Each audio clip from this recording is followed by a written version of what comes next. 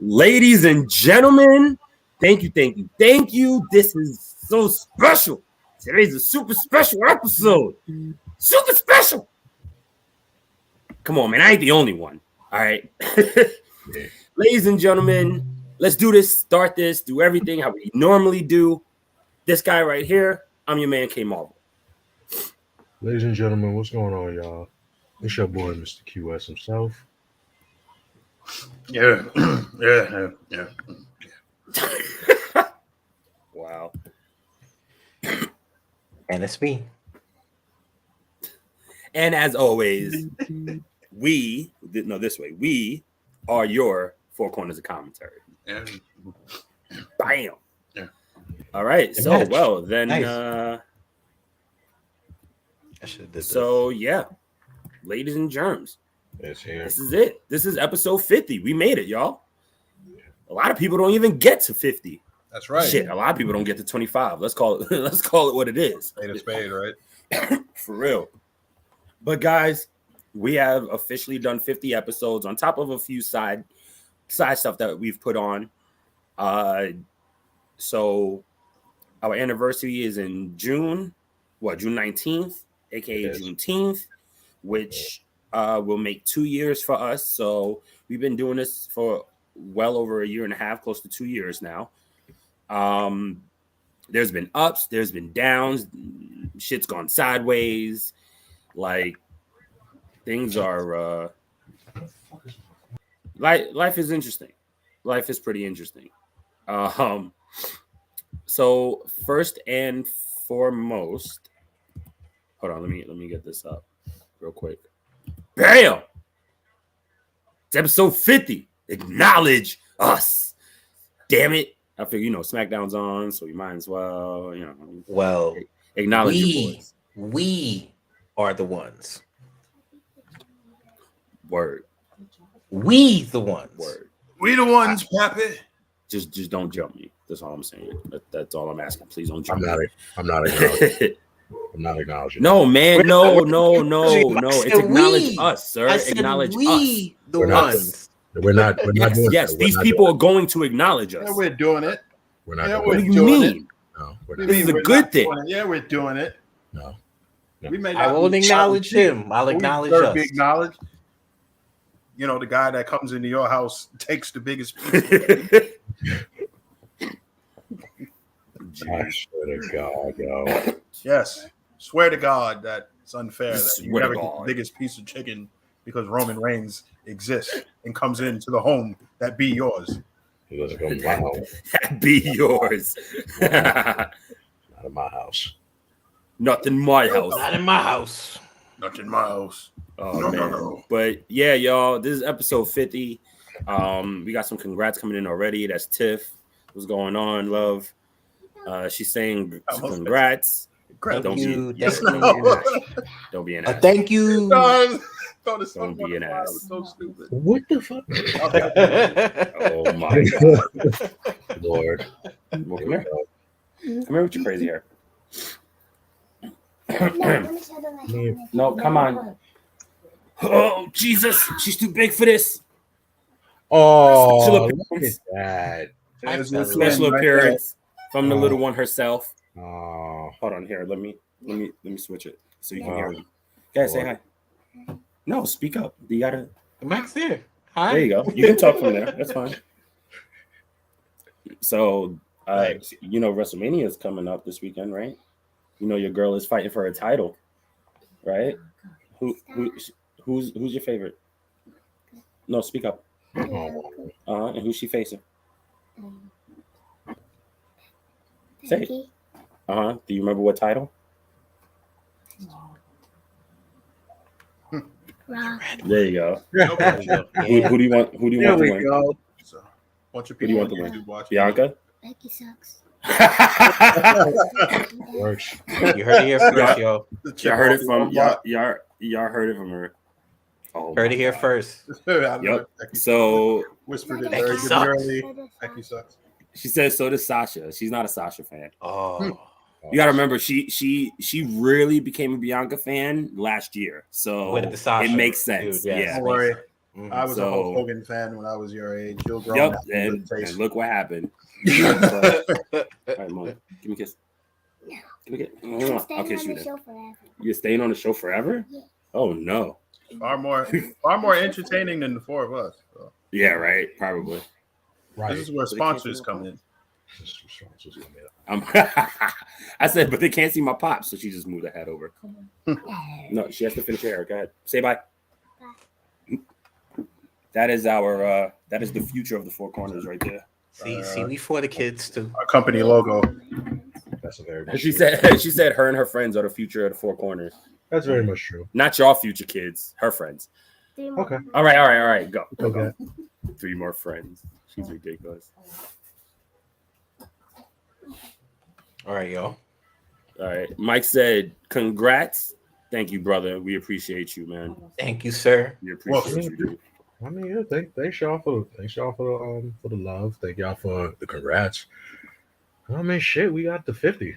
Well, we're here. It's good we got Yeah. into that because this was my question I was going to pose to y'all. What are some of your favorite moments from the 50 episodes that we have done so far? Anybody? 'Cause I don't want to start.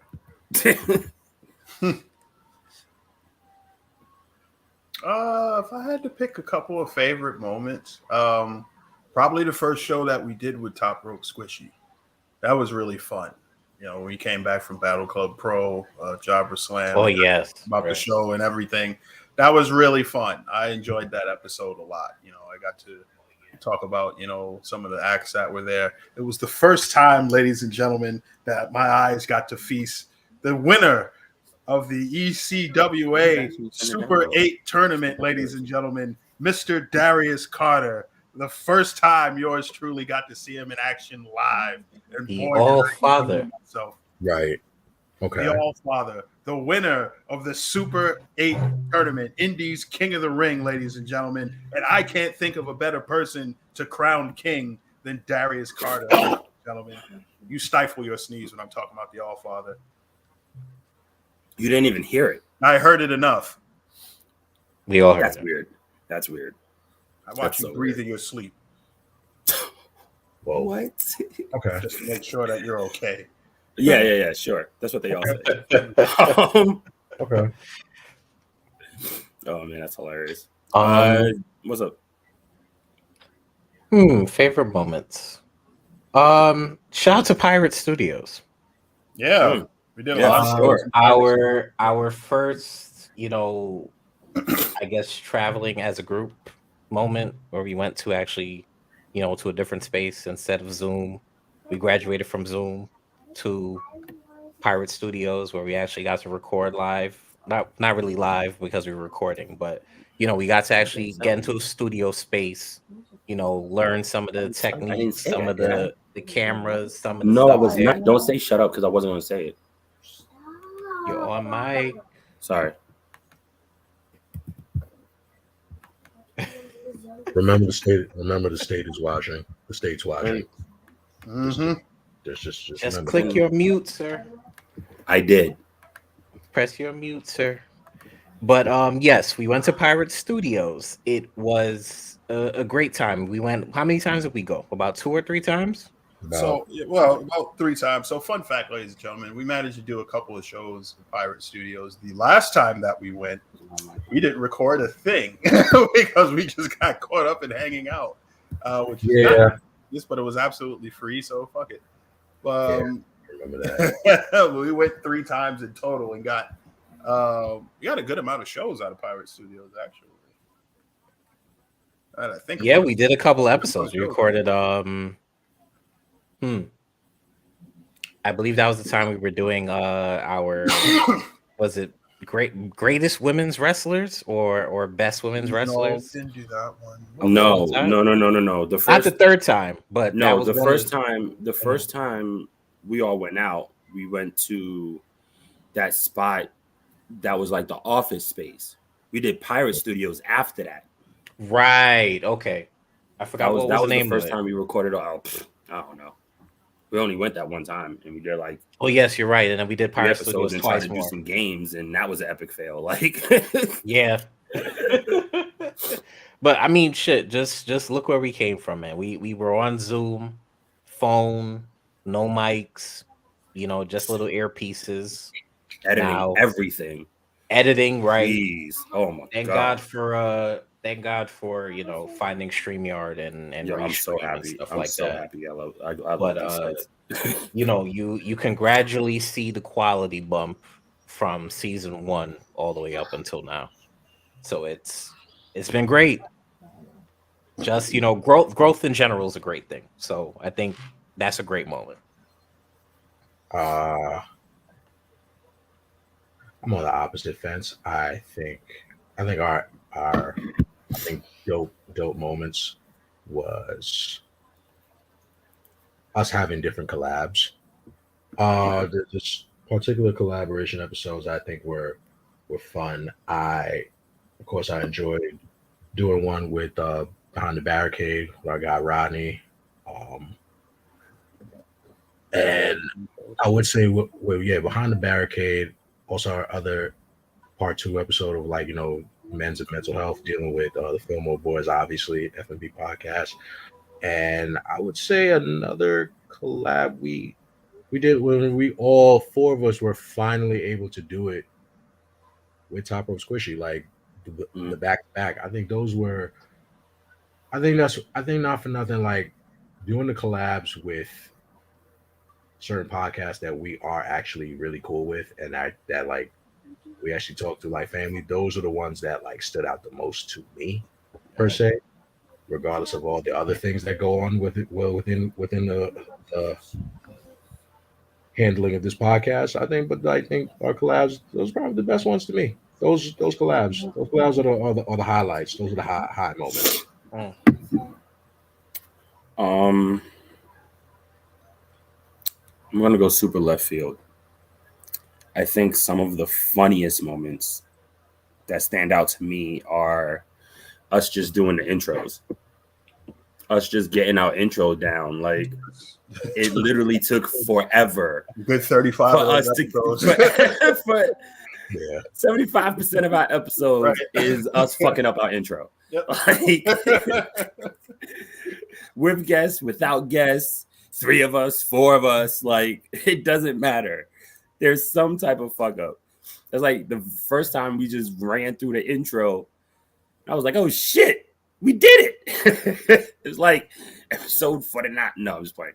But I think that's some of like just like the most basic, funny, most natural moments of us, And I have to agree. A lot of the mental health episodes, or not a lot, we did the 2, but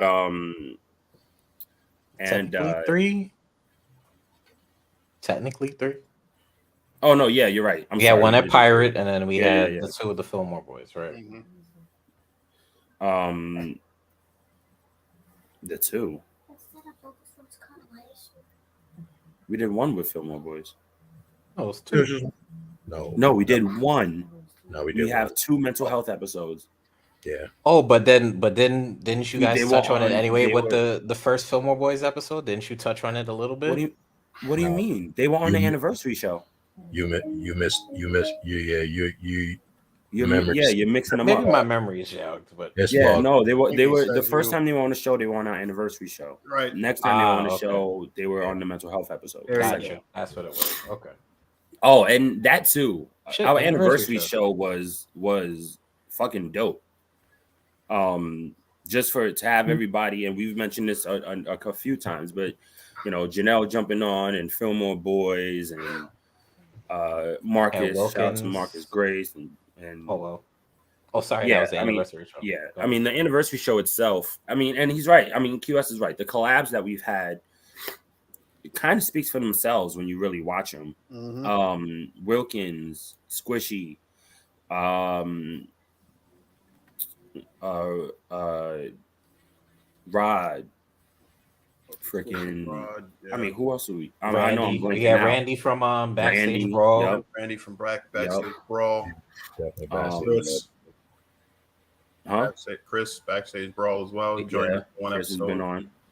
So yeah, I mean we've had some pretty dope episodes, and just even us, going out and doing stuff. Like it's just, I don't know about y'all, but I'm just thankful we're doing this, and like I said, 50 episodes, it's a lot. I got one, and I'm pretty sure you're all will nod your heads when I say this. This way. A lot of the opposite way, vertically, not horizontally.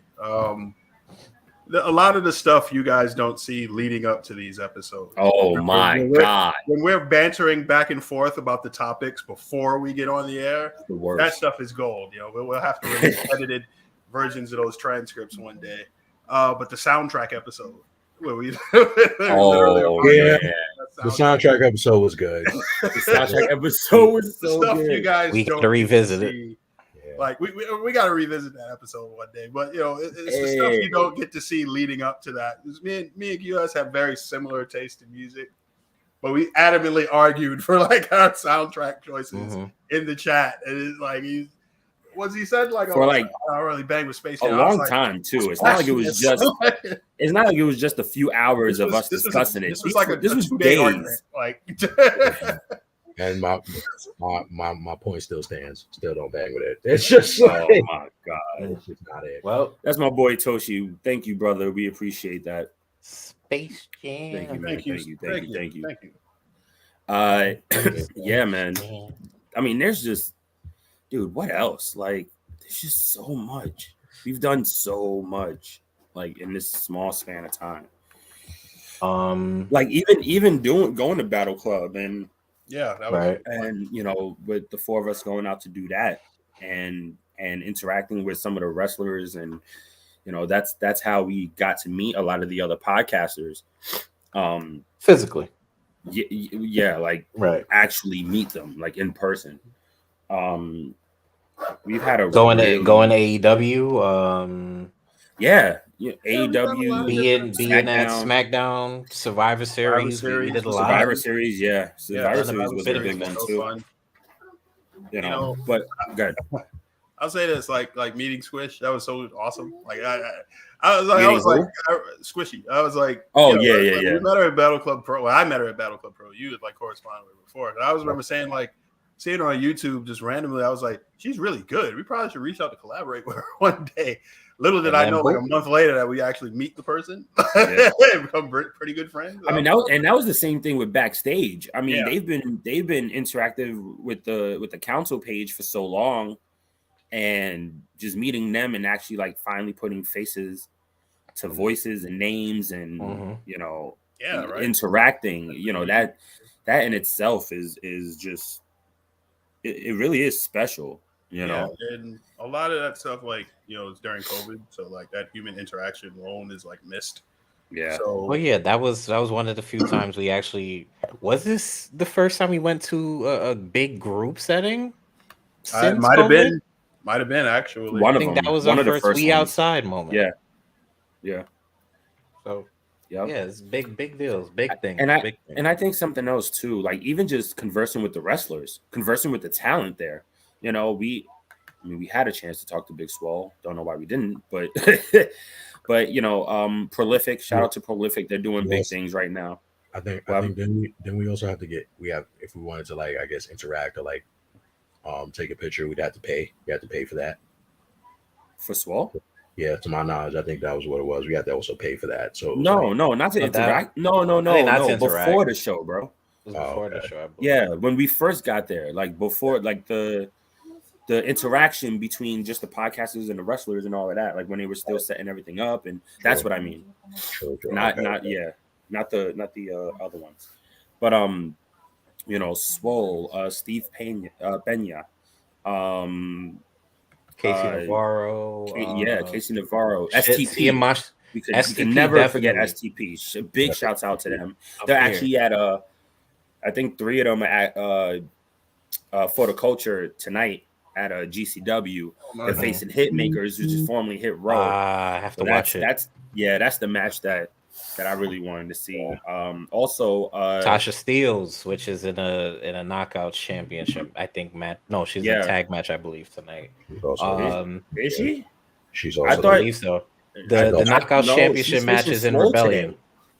Oh yeah, she's facing Swole today, and the title's on the line. That's that GCW, right? Yes, sir. Okay, yeah, it is a GCW. Right. Some of our people are there right now. Yeah. So, yeah, man. Shouts out to GCW too for doing something like this. You know that's a big deal. Mm-hmm. Any other mentions? Like any other things that like stand out to y'all? I feel like every episode is just like there's something. You know what I mean? Like either us making jokes, like the first time Stretch berated Stryker on air because of Darius, or excuse me, Mr. Darius Carter. Like I'd say you add the amazing. I know I didn't show that man enough respect. I gotta show that man enough respect. I apologize. Super 8 tournament winner. That's a big deal. It's a big deal. Multiple heavyweight champion. Multiple champion. You know, haven't seen that many championships since the 9 belts the Ultimate Dragon won. Oh, really? Oh boy. Yeah. Really. Since the J Crown. I was trying to think the name of it. Yeah. Real quick, we got a couple more. Congrats, Moses. What's good, man? He said happy 50th. Thank you, brother. Gang. I'm really proud of you guys. Really appreciate you. Appreciate Crystal, what's up, sis? Congrats. Keep doing y'all things. Supported us from the very first episode. So yeah. You and Kim, what's up, y'all? How you doing? That's my brother Mark. 50. Congrats, fellas. Yeah, we appreciate y'all, man, for sure. Well, it's a big weekend. I don't know. It is. It's a huge weekend. There's a lot of big weekend. Yeah, this is the Super Bowl of wrestling. Yes, sir. So as we know, this weekend is WrestleMania, both nights, Saturday and Sunday.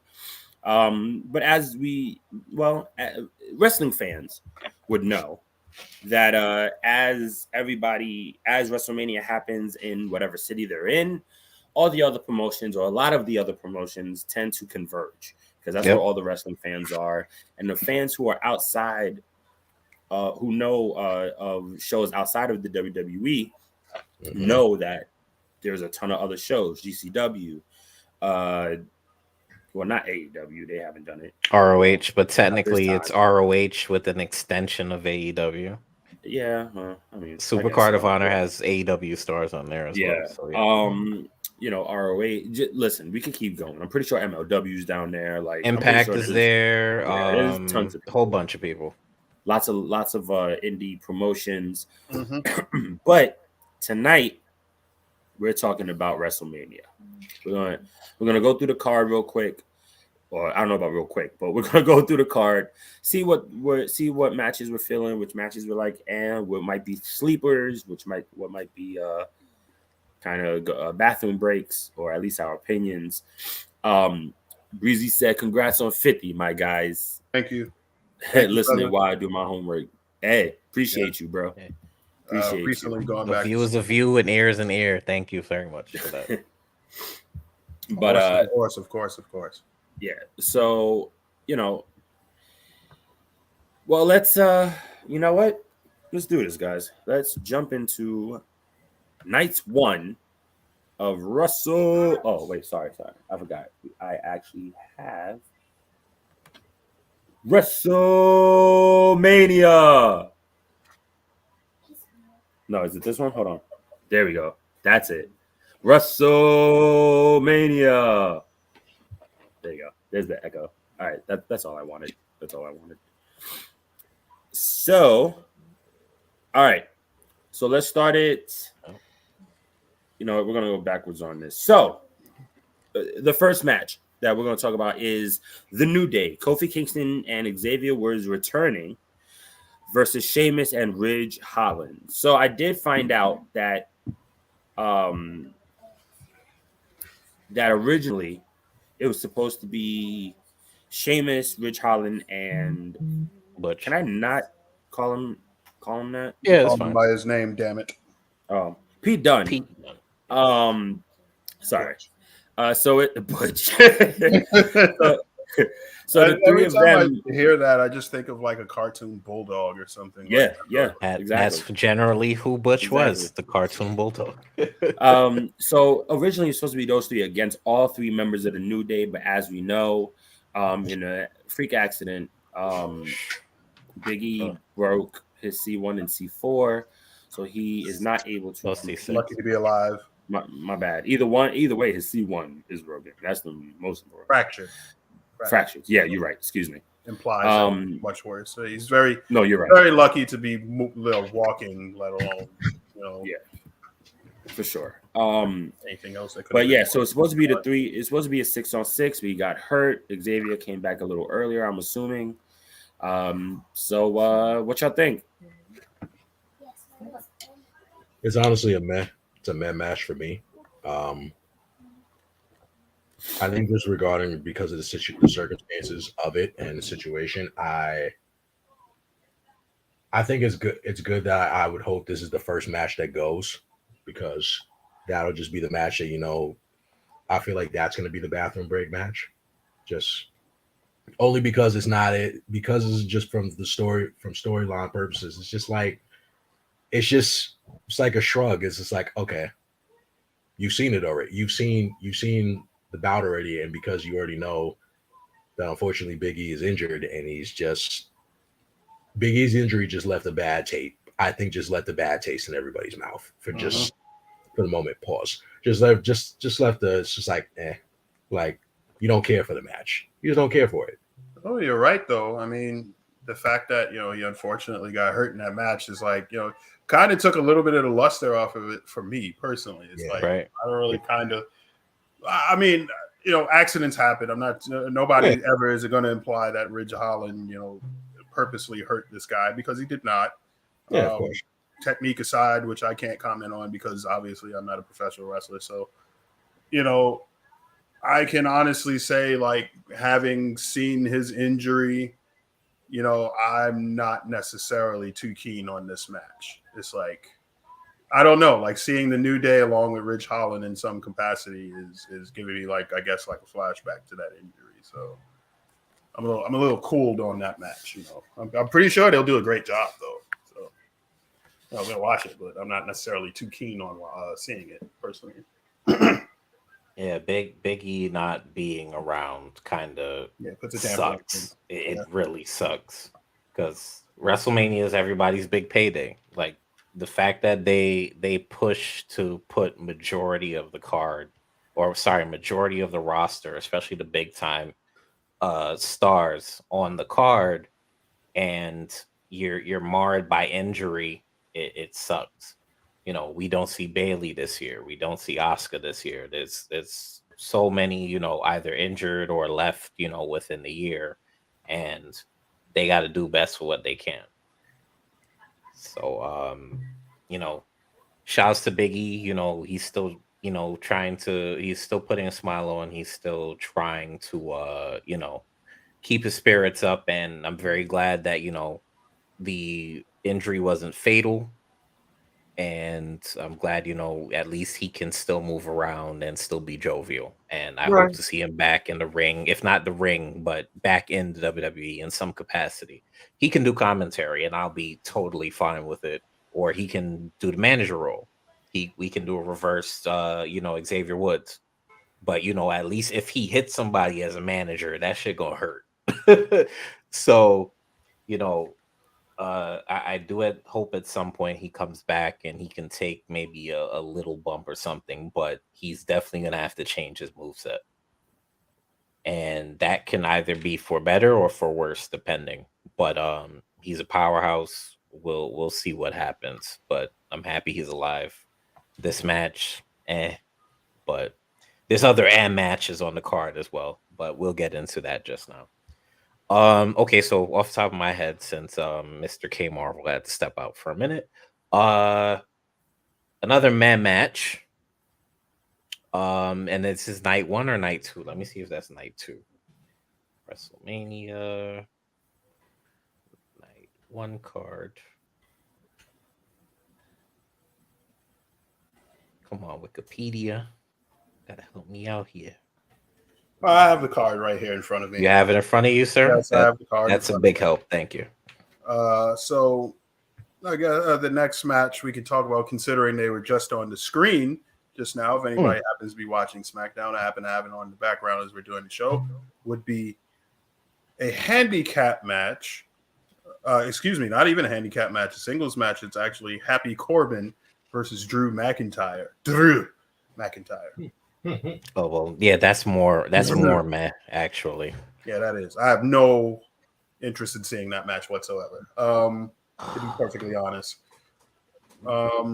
Shout out to Madcap Moss, who actually just won the Andre the Giant Memorial Battle Royal in convincing fashion. He eliminated the last 3 guys basically on his own.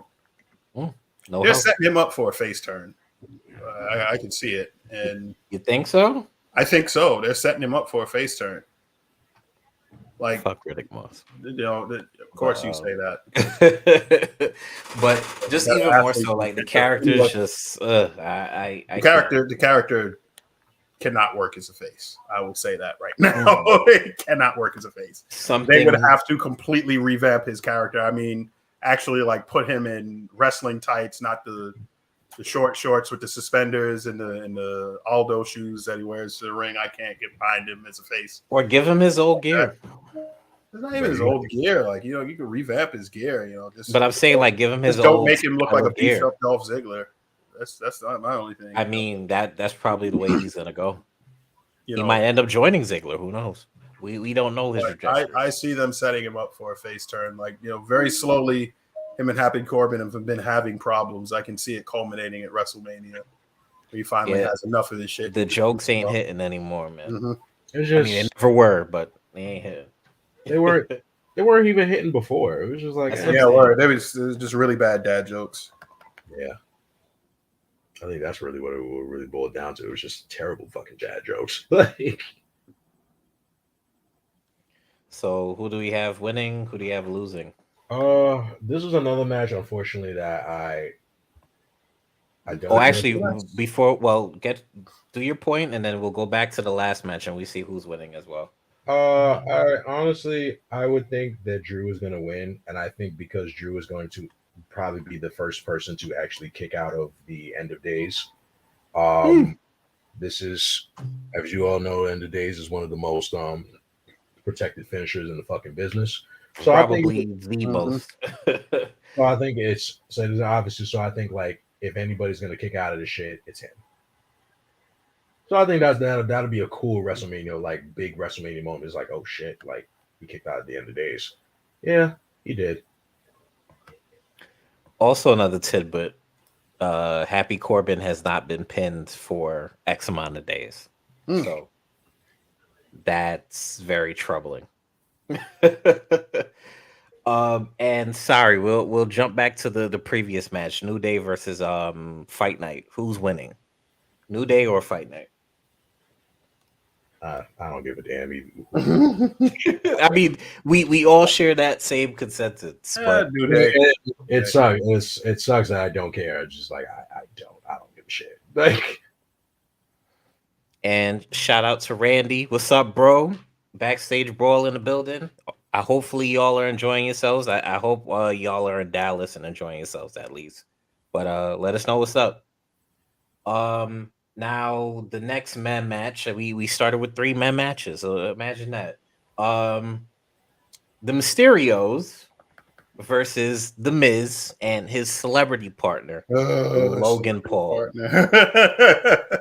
And if you know what's going on with celebrity, people at WrestleMania, usually they win. So you might think that they might win the match, or maybe Logan turns. Who knows? But what's your feelings? This is it's another fun celebrity match. I mean, I don't know. Everybody's has this gripe about it, not realizing it's like, oh, celebrities have always been a part of WrestleMania. It's not nothing new. And what better way to get more eyes on the product than you got the one of the Paul brothers over here, Logan Paul. Everybody hates Logan Paul in real life, so it's just like, okay, cool. He's in a wrestling ring. This is a potential that you get to see Logan Paul get beat up. Why not? Like, it's not instead of seeing Logan and Jake in these fucking boxing matches, basically almost winning every single match. Why not just see them get beat up in a wrestling ring? Yep. And they're probably, and honestly, I think it's pretty good. Like, you got another D-list celebrity that thinks he's an A-lister. That's The Miz, and teaming up with him, and he's going against a fucking legendary luchador and Rey Mysterio and Dominic. That's just like, there's Dominic. So, but I ultimately, I do still think that this will be a good match. This is going to be a good match regardless. I think Logan might pull something out the bag of tricks, I guess you can say. Well, Logan is one of the more athletic celebrities to be involved in a match at Mania. Yeah, I will say that. I've been pleasantly surprised before. If Bad Bunny could pull out a pretty damn good match at WrestleMania, why can't Logan Paul? Yeah. My personal feelings aside, for the guy, he is pretty athletic. So, yeah, let's see what happens. Bad Bunny, ladies and gentlemen, is the bar of pretty much celebrity at this point. That's like the greatest celebrity match, I'd probably say, like ever. Maybe in WrestleMania history. Maybe Lawrence Taylor. Lawrence Taylor held up it, but also he's a former pro football. He's like the greatest he's one of the greatest football players of all time. So, I think people saw at least a competent performance, as much as Bam Bam Bigelow carried him, he's still a pro athlete. So you expect him not to be like, too terrible or whatever. Mm-hmm. Nobody, I don't think, expected that for Bad Bunny. And nobody. Shout out to the gentleman in our group who wanted him to fail so badly and ended up with enough egg on his face to at least farm 1,000 acres of chicken coops all over central New York. But, I think, honestly, Logan Paul might be able to do something well. People say he has been training, so we'll see. True. Well, look, Freddie Mercury's on TV, y'all. You said Freddie Mercury. Yes, HGH Freddie Mercury. Oh, God. Talking about, well, what a great segue. But who do you guys think are winning before we get to the segue? We're not a triangle more. Welcome, ladies and gentlemen. Welcome to the Four Corners of Commentary officially. His face is flushed and he looks out of Marvel breath. has Might check his right hand. I'm really mad you said Freddie Mercury. Like, wow. We really were. I mean, he kind of has Freddie Mercury. Freddie Mercury was on. Well, I'm not saying Boogs is on steroids, but he worked out really intensely. That's exactly how Freddie Mercury would look. I can God bless his soul. Oop. Yes. So, you hear me now? Yeah. All right, my bad. Okay. Yeah, so my bad, y'all. I wasn't feeling so hot. So, well, just don't disappear like Spider-Man. Okay. Wow. Oh wow. Mr. Stout, I don't feel so good, Mr. Stout. That's exactly what it was. Mr. Stout, I don't feel so good, Mr. Stout. Hey, corners. Hey, corners. I don't feel so good. You don't feel so good? Mr. Stout, please, I don't feel so good. Please. So we just recently went through. So we just recently went through New Day and versus Fight Night. We went through Drew versus Madcap, and we went through the Mysterios versus Miz and Logan Paul. Just give the winners from each. Got you.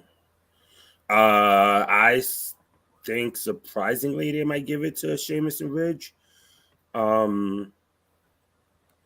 I couldn't tell you why. I just think they are. Who else? McIntyre and Corbin. I feel like the obvious answer would be McIntyre, but they might give Corbin, is considering he hasn't really wrestled so much recently. Mm-hmm. they're gonna give it to Miz and Logan Paul. I just don't. He's the guest. Like I just don't see. I just don't. The see them celebrities losing this normally match. go over. Yeah, like I don't. I just don't see them losing this match.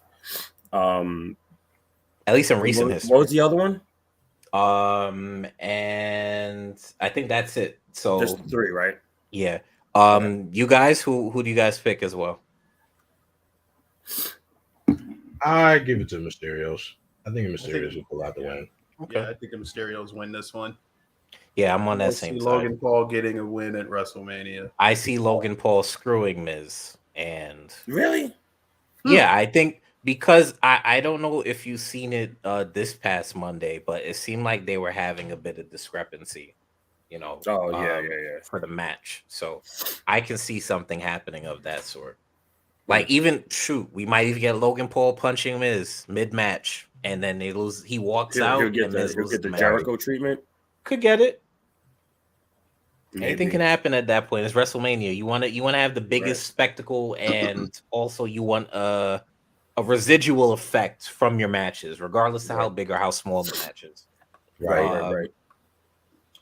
And now segue from HDH, Freddie Mercury. That's what you said, Mr. Stretch. Yes, HGH. The next match is the SmackDown Tag Team Championship match, where we have the Usos versus Shinsuke Nakamura and the guitarist Rick Boogs.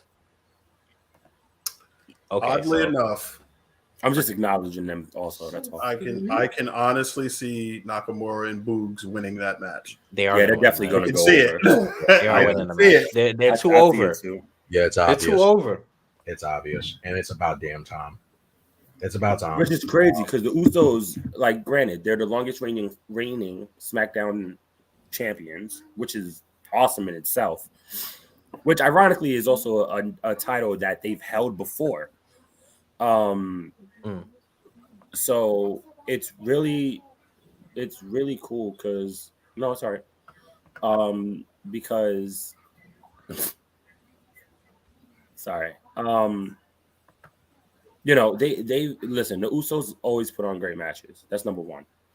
Like I can't tell you a bad Usos match, not unless you're looking at it from like 2000 12 or 11 or whatever, however far back they debuted, like and even then, you know what I mean, like their matches were not atrocious.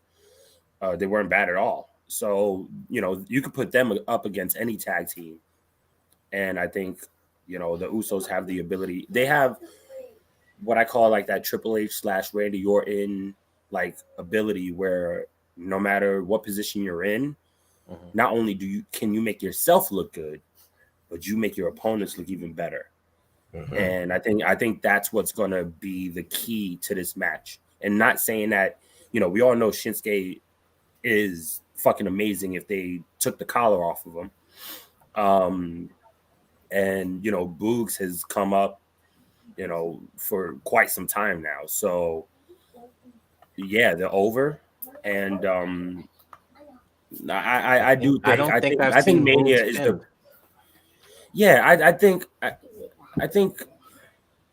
I think Mania is just the perfect place for them to lose the titles. Yeah, it's at this point, you know, they ran through the whole roster. So Shinsuke and Rick have been basically tag partners for damn near half a year now, if not a little more. So I mean, they really just needed to take the title off of Shinsuke. I don't know why they waited so long, but maybe they had some stuff planned that they wanted it to get to where that. The problem with Shinsuke's title run was that he only defended that title max 3 times. Like, and it's obviously not his fault, you know, but it sucks. You know what I mean? Like, he's had so many times where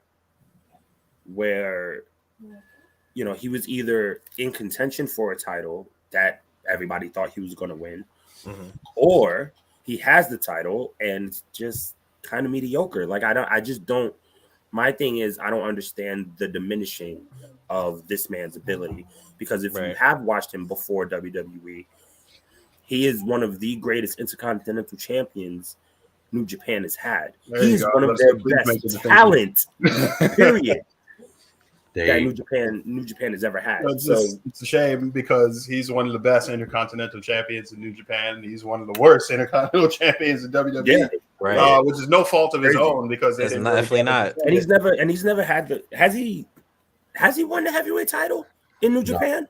No, right? No. I didn't think so. He was close. I would say even his initial call up to the main roster in WWE, like he had a really damn good match with John Cena on SmackDown on free fucking TV. That is way better than anything he has done as of late. Like I would say up until the time like he stopped feuding with AJ Styles. Like when that was like his last. That was like his last greatest feud. Like like he won the U.S. championship and had a couple of decent matches, but it's like. I mean, well, he had a couple of good matches with Cesaro when they were a tag team. But like, it didn't really match up to like the hype. You didn't really feel so enamored with him. Like, I remember when they called him up, and they like advertised and branded like the whole Backlash pay-per-view after him. Like the logo is literally him throwing a kick and his legs. Yeah. And I'm just saying to myself, like, Jesus Christ, like, how can they not capitalize on somebody that's like is charismatic as Shinsuke Nakamura, but that's neither here nor there. I think that's a totally different conversation, like Asian representation in WWE. But that's a totally different conversation for. I mean, I'm not going front. You bring it up a lot. It's like and not a lot. But I'm not saying that to. Yeah, it's not a negative way. It's not a negative thing. Right. Yeah, but it is something that needs to be spoken about. We as in the melanin people have spoken about us for so long, but then it's also like, all right, so we're starting to see our comeuppance where it's been forever, at least respected in the way that we can accept it for now. I guess we can say. Yeah, I would say that. Just really quick, this is something really quick about that subject before we get into a whole diatribe about it. Yeah, like just something really quick. I think that they need to stop making them joke characters. Like, they shouldn't be making these Asian. There is not too much difference, I would say, between somebody like Akira Tozawa and Ikemen Jiro now. Just the jacket and Kushida. Kushita's part of that tag team. Yeah, they need the greatest by far, quite possibly, junior heavyweight, greatest, arguably the greatest. I almost said light heavyweight. That's not what it's called. It's basically the same thing. I know, but I want to junior heavyweight. Right, junior heavyweight. There we go. Yeah. He might be one of the best junior heavyweight champions of all time. Right. Mm-hmm. And it's just really funny how things work. But that's going to be a fun match. So the two of us up top are saying Shinsuke and Boos are going to take it. What about you two? I'd rather Shinsuke and Boos take it because I'm tired of the bloodline. Of course you are. Hating your blood. That's fine. Well, hating your blood. And it's not only just me being tired of the bloodline. Also, I just feel like the Usos for this tag run, to me, it's been pretty, bro. It's been just lackluster to me personally. No, it's not just you. Hating your blood, hating your blood. I think a lot of the matches that they've had just and like I said, it's not diminishing any of the talent that's in the ring. Yeah, it's just that, which is fortunate. I feel like every go ahead, I'm sorry. I was gonna say, I think maybe it's just the fact that I've been so used to seeing the Usos as faces. Okay. I really can't take the Usos seriously as heels. Even when they were on that whole bullshit about the Uso penitentiary shit, when they was on that type of tidbit, I still wasn't considering them heels. I just looked at them as like, all right, they faces. They just on their hood shit right now. Now it's like this. They just on their hood shit. Like, yeah, these solidified heels. They want to talk about San Francisco, right? Yeah, like that's it. Like, talking about they beat them ones and always putting the ones up and shit. I'm looking at it. I'm like, no. I can't write. I just can't write. The Usos, even when they debuted as heels, and even when they were debuted as heels, I never could rock with them as just heels. It's like they were just a team to me that just like y'all just need to stay solidified as faces. Like that's stay as faces. Y'all are and faces. The crazy part is that they're not even bad heels. Like, and I get what you're saying. Yeah. It's just like, not taking. And they're not bad heels at all. It's just not bad. Because at the end of the day, it's just them being them.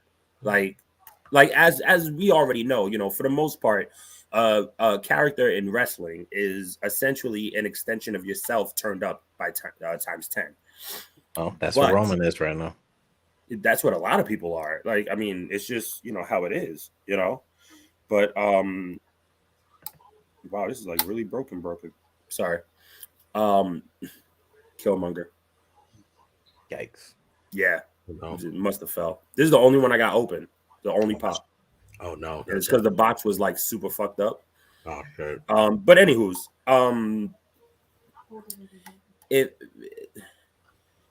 it's just I think it depends on who they're facing. Where you look at them and you're like, all right, we know you're the heels. You know what I mean? And it's just, you know, it's kind of like, yeah, it's just man. But I'll take Boogs and Nakamura. Yeah. They're doing this shit. They got to. So we think it's a clean sweep. It's 4 out of 4. I've always been excited to see Boogs. I've always been a Boogs fan. I've always been on the Boogs cruise. But he really has. He really has. Seriously. I honestly, just seeing him have his first win, mind you, that's not his first win. That's not his first win, you know, coming to the main roster. That's his first win ever. Oh, okay. That was literally his first win ever. When he won that match on SmackDown, that was his first win ever. He's jobbed out almost every match he's been in. Yes. So that's gonna be. He's been enhancement talent the whole time. He's definitely about to win. And literally, I don't even think I've seen him pinned on the main roster. He's been pinned. Well, he's been in a sense that, you know, he's had a lot more wins than losses. Yeah, he's had 1 or 2 losses. I would guess. I guess you could say a couple. Yeah, just about. The fact that they're pushing him more to the forefront and Shinsuke's, you know, behind him, pushing him as well. I think that's a great thing. But them as a tag team is exciting. I was more so just anxious. Fun. Yeah, I was more so eager for Shinsuke to lose the title because it's a thing in the E where, you know, they'll focus on one title and they'll really shoot it to the moon. Yeah. And then the other title's just like nothing. So it's like, why have 2 mid cards? Yeah, I was gonna say, at least when it comes to the mid card. Right. So why have 2 mid cards at that point? Just have one champion and everybody's fighting for it. The tag championships, at least you're doing something with both. But you need more tag teams. I mean, but you know what? The thing about that statement is that, and I'm not disagreeing with you. I'm just saying more so that it does seem like it happens to each title at different times. You know, so we've seen it with the tag titles where, you know, hypothetically, I'm saying hypothetical because I can't think of any situations right now. But, you know, with when a New Day was champions, you know what I mean? Their title run, like when they broke the record, that record and that run was so insane that it's like the other titles were like, okay, I mean, they're here, they're doing their thing, but it's not in the forefront. We've seen the same thing with the WWE and the Universal Championship. We've seen the same thing as, you know, we just spoke about with the US and the IC belt. I mean, same thing with the women's titles. You know what I mean? So it's like, you know, it's you know, sometimes you want to say there's too many hands in a pot, but you're the ones who made the pot. So it's like, exactly. You know, it is what it is. Let's talking about women's titles. Let's talk about that tag match real quick because there's a lot of people involved. There's a 4-way tag match for the women's tag team championships. The champions are Queen Zelina. Shout out to Queens. Queens, New York, that is. She's from Queens. Y'all stop making that face with your nasty asses. Anyways, so it's her and Carmella, who are currently the women's champions, versus Liv Morgan and Rhea Ripley, who is Liv for Brutality. You got Sheamus, Jesus. You got Shayna Baszler and Natalia, the team of She the hits queens. like Sheamus. The queens. By the way, she mentioned something last week that I thought was cool. The Queen of Spades and the Queen of Hearts. It didn't click until she did that promo. Yeah, dude, it's nuts. And even without that, they mesh perfectly. They mesh perfectly. I just can't do it anymore. Because we're not doing that. We're not acknowledging. You're not going to acknowledge them because you're not from Queens. I don't expect you to. Get out of here. Fuck that shit. We in fucking Brooklyn. It's a Brooklyn podcast. No, you're in Brooklyn. No, it's not. Get the fuck out of here. No, it isn't either. We're in Brooklyn. Man, Harlem is not even a real fucking place. Please, like, we're not gonna do this. Chris Rock showed us how valid Brooklyn is during the Oscars. Oh shit! You want to go there? You want to go there? Hey, we can go there. He ain't from Brooklyn. He's from Brooklyn. Okay. That man was from Brooklyn. From PA. That man is from PA. He's definitely from Arlington. Was it Allentown, PA? Is where he's from? He's not from Brooklyn. The bottom line is that he got slapped the shit out of. We all seen it. We gonna talk about that next too. Wait, hold on. Nah, son. Real quick. Yo, Stretch, you know how when we were talking about it, you was talking about the slap, like how wrestling fans would have saw it. Mm-hmm. He got I was watching it today. He got hit. He got hit, bro. He hit him. His hand was just up because of that boxing training. That's what that was. I was like, nah. He slapped the shit out of him. On the mic. Oh, yeah. That's what I said. You could hear the reverb on the mic. I'm like, he got hit. And it's one of those open hand. It wasn't even a slap, really, because if you listen to like palm strikes in wrestling, it had a bit of weight to it. So it wasn't just a regular open hand slap. Hold on. Let me ask you something. You been slapped? I've been slapped. Look, listen, not everybody's been slapped in the face before. Like full force slap? Yes, like of course. Full force slap. Yes. Okay, maybe not full force because that wasn't full force. It wasn't full force, no. But his reaction and all of that, you can't act that. I'm sorry. Thank God. That was too pure. You know what I mean? But anyways, back to this match. 1, 2, 3, and I'm missing a team. How are you missing Naomi and Sasha Banks? How are you missing the winners of the match? Yeah. Come on. Yeah, honestly. But you know what's crazy though? And yes, it's a 4-way. So we just don't know. Like at the end of the day, but anybody can really win this fucking match. Anybody can win this match, and that's the beauty of the match. That is the beauty of the match. So, for anybody who's been around, at least in the chat or anything of that sort, in the console chat, you know that I've been actually vouching for this to be the sleeper match of the weekend. I think this match has the possibility to steal the show. Thanks, and you've seen a fatal 4-way just singular with some of the people in the match, and the match is pretty damn good. Yeah. So just imagine all 4 teams. Even Carmella and Zelina, even though I'm not really knocking Zelina, maybe a little Carmella. No, Zelina's a G. But I'm not really knocking Zelina, but maybe more so Carmella. But I feel at any given moment in this match, we will have some highlights. Not only and even if Sasha Banks wasn't Naomi's tag partner, I feel whoever she tagged with would have been on par to win that title match. But those are my choices, is Naomi and Sasha Banks. I think they're going to take those titles and they're going to defend it on both shows. And we're going to see something relevant to, or something to the likes of Sasha and Bayley as the tag champions again. And that'll bring excitement back to the women's tag division. Every time, if you want a title to bring some type of relevancy back, or you want something to be brought to be relevant, they always got to call on Sasha. And yeah, it's true. It's true.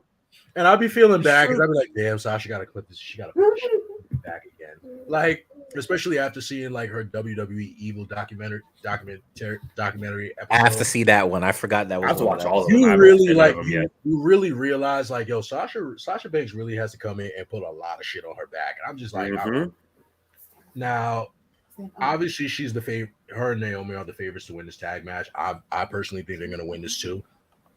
Long and overdue. again, these two are gonna win, and they're gonna bring relevancy back to the title, because when Sasha was the women's tag champion, she's the only reason why women's tag wrestling was almost relevant. The only other team that made it just as relevant was she was teaming with Bayley. The only team that made with that women's tag team wrestling was a little bit okay, had a good burst of a run, was Shayna Baszler and Nia Jax. Like they had, can't even say that they had a pretty good run. They had a pretty good run, and then they just went and turned into bullies, and it was just like, all right, it's not fun anymore. But I think it got. I was gonna say unfun. It wasn't fun anymore after she was doing all of those damn table spots. But that was again, Lana for her exit. No, I know, but still, like that's when it was kind of like, you like, what are you doing? It was like, what are you doing? But then it's like, okay, but then at the same time, we're like, well, it's fucking Lana, so it's like, okay, fine, fuck it, who cares? It's fucking Lana. Lana gets put through a table. All right, cool, just watch. But it's like, I do believe like this can't go anybody's way. I would say the sleeper team to win would be Natty and Shayna. Yep, and I completely agree. I personally believe that if Natty and Shayna were to also win, they would probably hold those tag titles. Oh, they would hold those titles down for a good minute. I think for sure. I think they would hold it for like a year straight. You think that long? Yeah, because they have to bring a team to do something like that with those titles. You look at that, because looking at that tag team pairing, that's deadly in itself. Technically, right on paper, they quite possibly are the most dangerous tag team in that match. Yep, that's a fact. Like it's just fact. You have a legend, as much as people don't want to admit it. You have a legend in Natalya. You have a literal living legend, and you have Shayna Baszler, whom we've already seen is a legitimate ass kicker. And even the shit that she's done inside of the WWE, be it NXT, be it Raw, be it SmackDown, be it pay-per-views, she has solidified herself as one of the top 3 badasses in the WWE, be it male or female. On another side note, I do still want Shayna Baszler. I still am voting and vouching for Shayna to get that face turn. I want Shayna to have a face run, to be that ass kicker. I really feel that I feel like sooner or later they're gonna pull the trigger on Shayna, and she's gonna get that run that solo run that she deserves on the main roster. I'm hoping for it one day. It's gonna happen, but it's also she might be a career heel. I can see. Like I was gonna say, like I can see her getting that run. She's that Randy Orton. She's like that Randy Orton. That she has that female Randy Orton. She's just so evil, but you cheer for her for the fact you could cheer for her regardless whether she's a face or a heel. Cheer for her because it's like, yo, she's just that believable. But I mean, Liv and Rhea. It's at first it seemed like it was an odd pairing, but it's just like, actually they really worked well. They work very well, and I mean, like, I guess it gives them both something. We talking about Liv and Rhea. Mm-hmm. Yeah, Liv and Rhea. They have a special type of chemistry. It's really hard to describe it. Actually, my pick to win the match. Really interesting. I can see that too. Actually, my pick to win the match. I'm in the minority. I know when I say that. It's actually my pick to win the match. I don't necessarily. Like I see them like when they've first off, allow me to say that the build to this match, again, this is another heatless match, if you ask me. But heatless, meaning that no build, basically. I don't see no build to it, whatsoever. You don't think there's a build? I think there's a build. It's just not prominent. It's one of those makeshift. It's one of those makeshift situations. It's one of those like we have these titles. Well, yeah. To do something like. To be perfectly honest, I would have much preferred to see the Intercontinental Championship defended at WrestleMania than women's tag team titles. Women, to me, it's run its course. They're not even focused. They don't focus on their men's tag team divisions, let alone the women. So it's like, I'm not really particularly. I'll say this: I've been pleasantly surprised by the women's tag team matches at WrestleMania. Mm-hmm. Because there's been little to no build to them. Like last year, there was little to no build. But Natalya and Tamina actually surprised me, and I was like, okay, it was actually a fun, fair match, Right. I'll say this: like, I can see Liv and Rhea winning the match as something like a consolation prize for Liv Morgan, who I thought was pretty red hot for a feud with Becky Lynch. She had a strong It's like to keep her like in some type of important contention of some sort. Let's get her a women's tag team titles with Rhea Ripley, who's another star, and then maybe like most WWE tag teams, they'll feud afterwards. And I mean, Rhea a prominent heel turn. Yeah, you also you also have her. I was about to go ahead. I was just gonna say, excuse me. You look at this match, you have, and just thinking, I don't want to say world champions, but women's champions. You have 1, 2, 3, 4. You have 6 out of the 8. champions. Well, sorry, 7 6? out of the 8.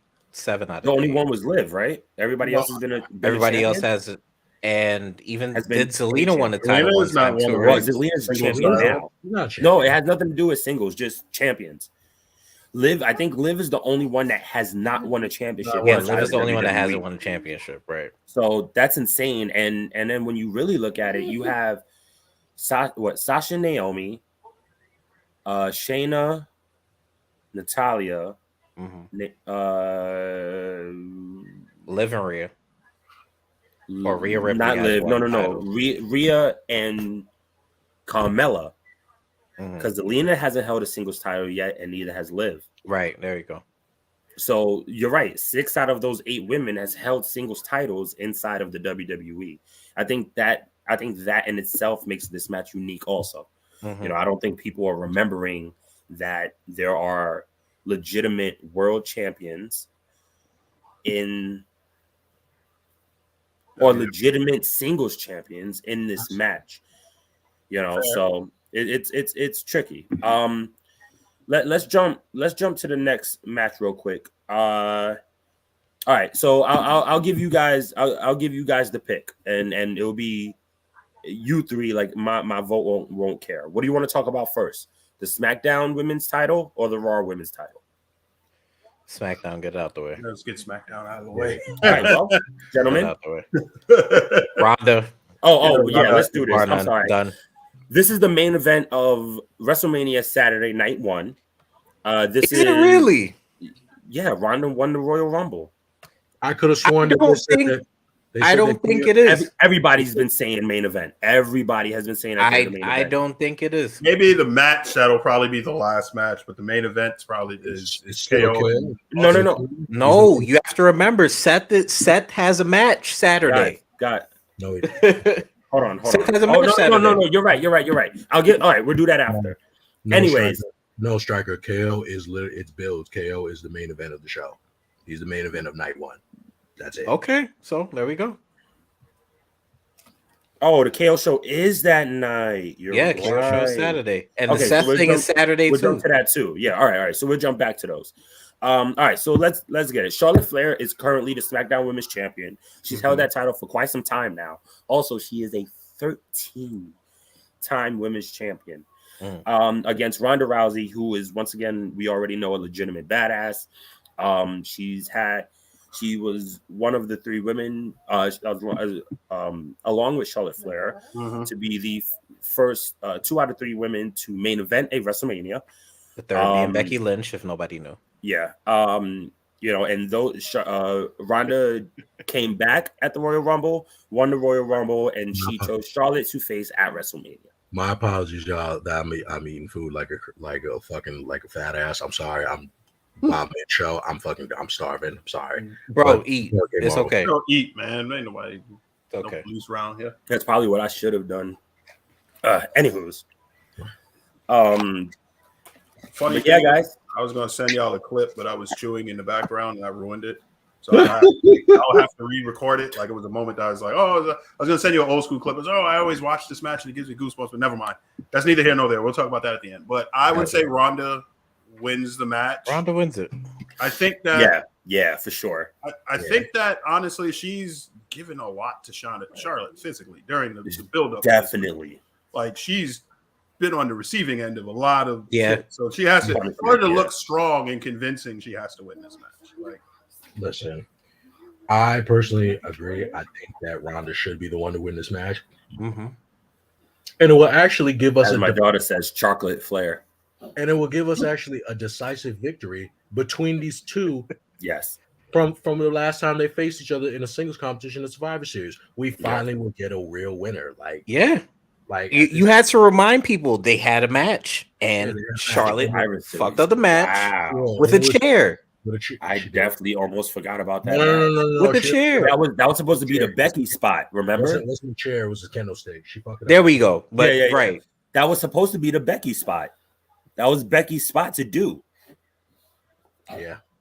And personally, I'm not gonna lie. That's when she broke her nose. Am I right? Right. You're right. Yeah.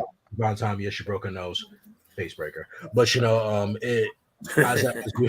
as we go on and look at it, this is, I think, everyone keeps giving Ronda and Charlotte match. Keep giving this shit. I honestly believe that they're gonna put on a hell of a show. I think they will. They're gonna put on sure. Match. If Charlotte can go as physical as she wants to, and she gets it back, that she's in the best of both worlds at this point. I'm pretty sure Ronda is one of those talents who's like, I feel like we've seen that clip so much of Brock Lesnar talking to Undertaker before the match that they had, and he's like, "You gonna bring it?"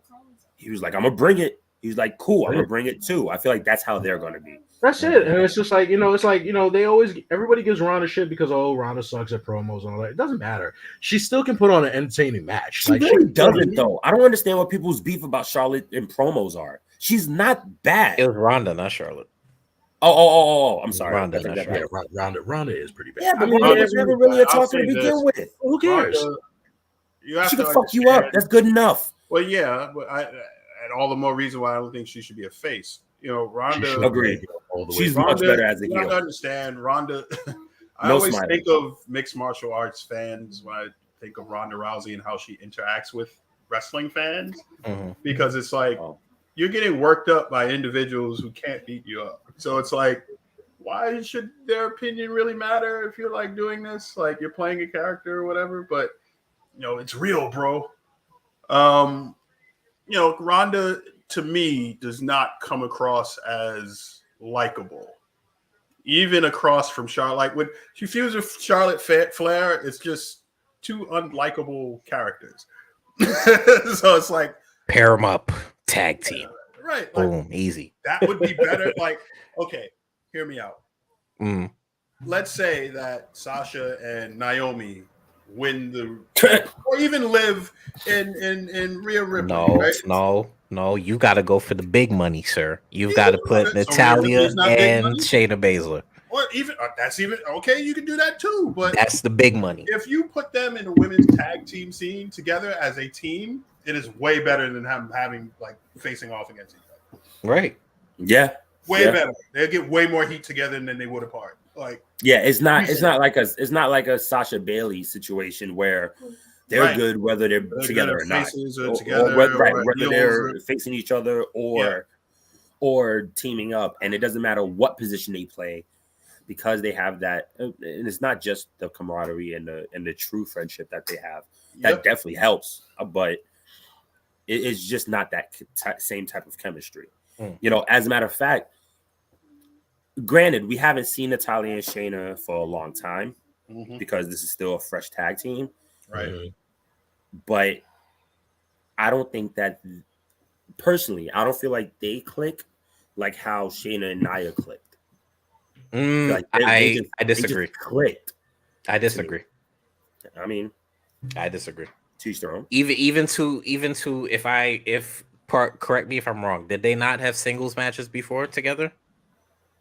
Against each other? Shayna and Natalya. Possibly. Maybe one. Remember off the top of my head. Like I don't think if they did, it wasn't any more than 4.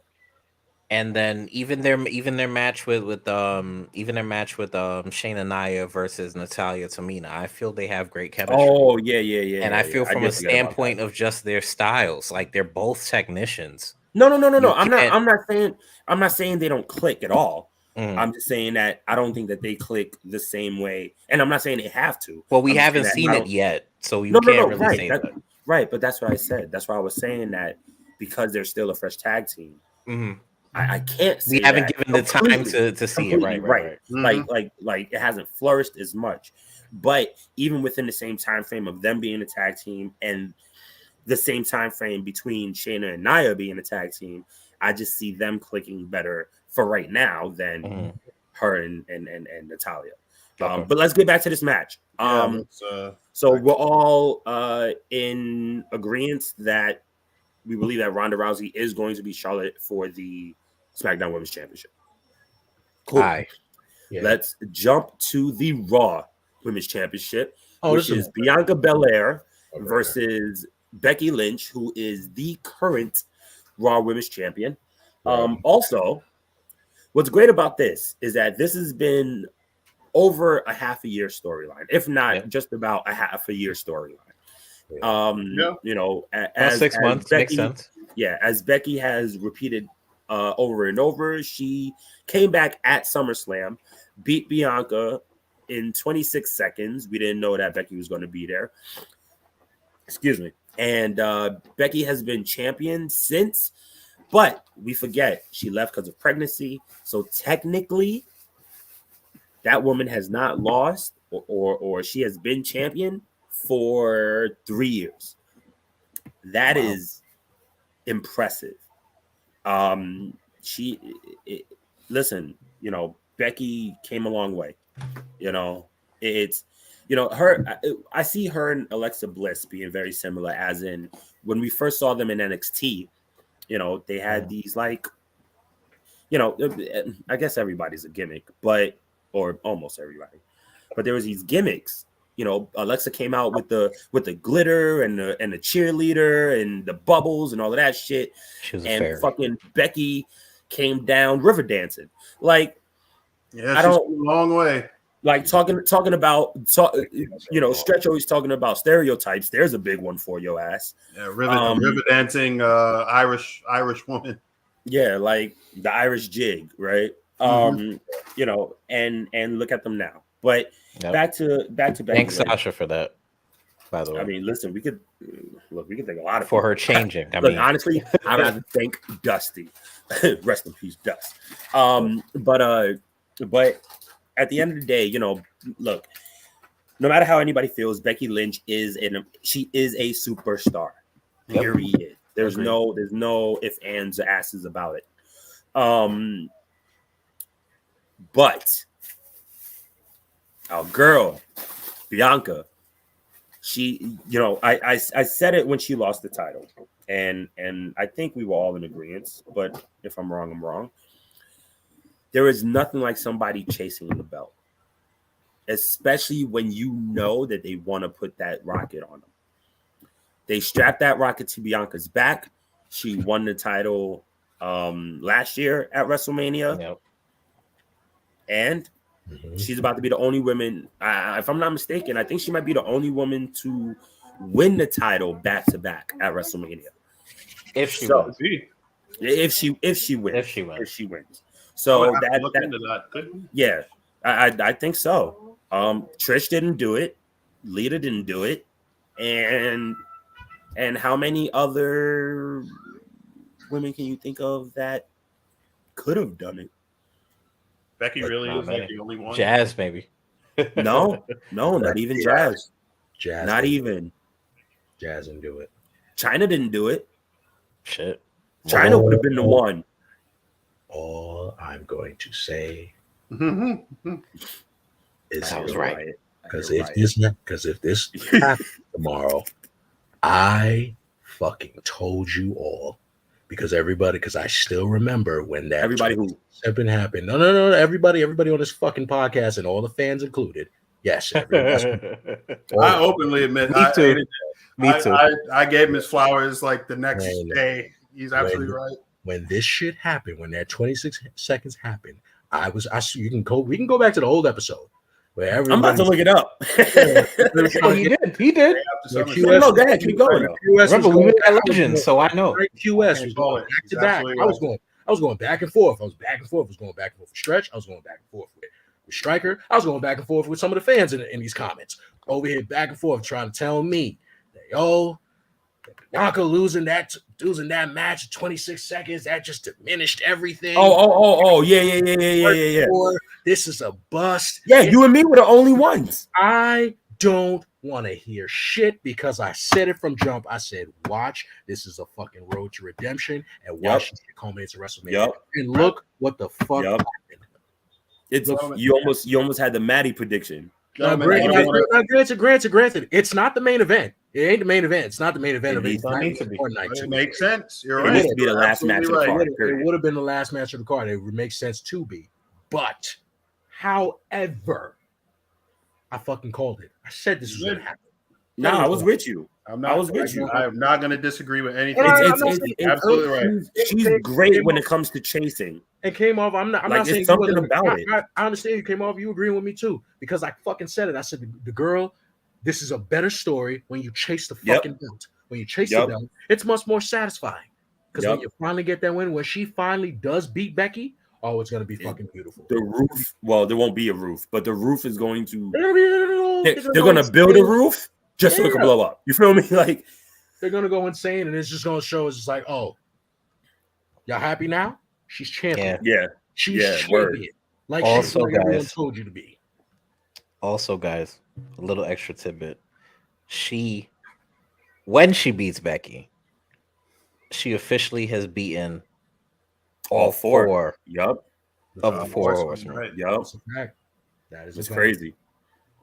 So I think her trajectory is still rising. It's still rising. I think the only other person that might have beat all four, maybe two people, I'm not sure. Alexa. If it's two, the only ones I can think of it's Alexa and is Alexa and Nia. No, Asuka as well. Asuka's beating. Oh yeah, you're right. Asuka's beating all of them. Asuka has definitely beaten all four of the four horsewomen. Yeah. Charlotte was her demon, and she beat Charlotte. Yeah, she beat Charlotte. You're right. You're right. Not only did she beat Charlotte, she made Charlotte tap. That's what makes it more appealing. Yeah, no, you're right. Yeah, definitely. Yeah, so there's only, off the top of our heads, at least there's only been 3 women to beat all 4 of them, and they are pretty much the pillars of the women's division. So, gentlemen, I just want to throw this out there. We are literally minutes away from having Scott Carl Rex Steiner, aka Scott Steiner, with a live microphone in his hand. Oh my God. I don't know if you guys are watching. No, I'm not. I'm gonna have to watch it on the flight tomorrow. Oh, I'm watching it very intently. I am not gonna miss this. Scott Hall, that's right, because guys, Scott Hall, the Steiner brothers are getting inducted. No, Scott Steiner. Scott Steiner. Scott Steiner. It's just Scott Steiner, not Rick. No, both of them, the brothers. Yeah, both Steiners are getting. But that's what I'm saying. I know the Steiner. No, I said Scott Hall. Yeah, Scott Hall. That's why we jumped in. Mine's racist. But both Steiner brothers are getting. Talking about not for us, for the people. They got to know. But the Steiner brothers, they are getting inducted into the Hall of Fame. Scott Steiner is definitely going to have a mic, and that's going to be fucking funny. We'll see. We'll see. We're gonna see if they're really gonna let him go all out, or he's just gonna be like PG. We'll see. One of the greatest quotes of all time: Survivor Series 2002. Oh, give me a fucking mic, loud and audibly as possible. Give me a mic. All right, so let's jump into these other matches real quick. As a matter of fact, we're gonna do the KO show first. So there is the KO show. Featuring Stone Cold Steve Austin. It's not a match. It's not a match, but it will be a fight. Let me say this. I started off just like getting my shit out the way. It's kind of funny where everybody thought, KO was dumb for signing back with WWE. Like, oh, he could have went to AEW with the Mount Rushmore to be with his friends and all that. No, he stayed here. Like, oh, you mentioned that, by the way. He's just gonna fade into obscurity. This guy may not be getting a match, but he's main eventing WrestleMania. Yeah, KO Mania is fucking happening regardless, and he's main eventing it. Well deserved. Not only just he's not main event, going to turn into a fight, but you're about to get into a fight with possibly one of the greatest fucking acts ever in a fucking that's been in WWE history. One of the greatest brawlers. Sir, don't just say one of the greatest, or if he is the biggest draw in wrestling, period. Only, and You know what? I really would agree with you, Kay. But then again, because there's other people that will sit there and draw that up because the ones they're gonna bring up, the likely ones, the Hogans, the Flairs, Hogan, Rock, Flair, Cena, Taker. But in all aspect of, if you're talking about the Attitude Era, yes, Austin is that guy. Is that guy? He was that guy. That dude. He was that man. So it's like, so what? Why? And if anything, to see like to have KO actually be the one to actually bring Austin out of retirement, to just even not even just show up, it's just like, okay, yeah, this is dope. You got to see it. It's a must see. Because you and it's crazy because it's like Austin hasn't even been going back and forth. He hasn't been on social media. He only did that one little video montage of him and riding through the desert, basically letting them know that he's going to be at WrestleMania. That's it. It's just been KO straight through all the way. KO's been carrying the promo work for the while, and he's been doing the damn thing. Mm-hmm. And this is how, and it works. This is very reminiscent, and this is what I like about it. This is very reminiscent of CM Punk Undertaker. CM Punk, let me get it. I got you. CM Punk carried the whole promo game for that match. No. You know what? It's Cena and Undertaker. I'm sorry, Cena. You're right. It was Cena Undertaker. You're right. Cena Undertaker. Yeah. But that's how I see it. But they're doing it twice over because the Seth thing is still the same thing as well. Mm-hmm. In a way, yeah. No, it is the same thing because Seth is the host of WrestleMania, and he's going to have a match on Saturday. So we'll see. Allegedly. By the way, shouts out to Wilkins to finally meeting his girl, yo. Yeah, I saw Naya. that. So happy. Wait, you met who? Naya. Oh, she was Naya, at finally. Mm-hmm. She was at Wale Mania. And then you know what? Janelle and Wilkins got a picture with Omos too. So, nice. Janelle was going. Mans was rapping nuts. PSA at Wale Mania. We gotta go next year. Man. Almost is too pure for this world, yo. He didn't miss a beat. He didn't miss a spot on. Shouts to those wrestling girls because they definitely caught a pick with Jade. Wale was rapping to Jade, bro. Jade. Yeah, Wale was rapping to Jade. So I'm gonna let it be known right now, even though Wale was rapping to Jade, it's on site for Wale, bro. I'm sorry. You're not gonna be doing that. You ain't doing that. You ain't gonna have it coming out of here and you trying to rap to this beautiful Nubian queen. It's not happening. You ain't doing that. You're not doing that. But yeah, so KO, Stone Cold. I mean, it's not a match. I think we're all just anticipating what's gonna happen. Look, y'all, just have your beers out. Make sure you got. I need to buy beer. Yeah, you got to buy your beers. Get your core. Yeah, I might have to buy beer. To quote Montel Jordan, it's Friday night. Hey, I got mine. I don't know if y'all. I still got that sake. I didn't finish it. You're drinking your Coors, drinking your Bud Lights. If you can't afford much, you gotta drink your Coors or your Bud Lights. I think we're gonna go for some OE this weekend. Yeah, just drink your beers because get some OE this week. Because a couple stunners are coming. Couple stunners are coming. Oh yeah. Hell yeah. Wait, what? You got old English? I think he said I gotta get some OE. I'm about to get some OE, man. Oh, he did say that. What are you trying to do? A 40 ounce? I'm gonna go get that 40 real quick. Ounce, bro. That's not beer, sir. That's malt liquor. Like a 40? Wait. Hold on. I hope y'all rock with me though in this. You know what Anaconda malt liquor gives you? Oh God. Y'all never seen Black Dynamite? Please tell me y'all seen Black Dynamite. Cobra. Black Dynamite is so good. Yo. Anaconda malt liquor give you what? Woo! And who's famous for woo? Little Richard. And what's short for Richard? Anaconda malt liquor gives you Little Richard. I get it. Yeah, priceless. Yeah, exactly. Priceless. But yeah, KO show. But I get it. Yeah, it's going to be fun, man. That's going to be awesome. When honestly, hot take. We're going to get a match next year. I don't think Stone Cold's going to come for a full match. I think he's just coming to do that. I don't think he's going to do a full match. I think he's coming back to do this and then this year. I think we may get one next year. Nah, I think Austin. I don't think he wants to tarnish his image. Yeah. I think Austin. I'm not saying he would, but he's just Austin. I This get is what just you good. mean. This is a good feel-good moment for the fans because he still loves the WWE universe regardless. Yep. Yeah. Well, I don't think Austin wants to put himself back to like the rigorous training and trying to like go through a match. Like that's just not. I don't think that's just especially when you like see how Austin talks on like Broken Skull sessions. Mhm. You don't.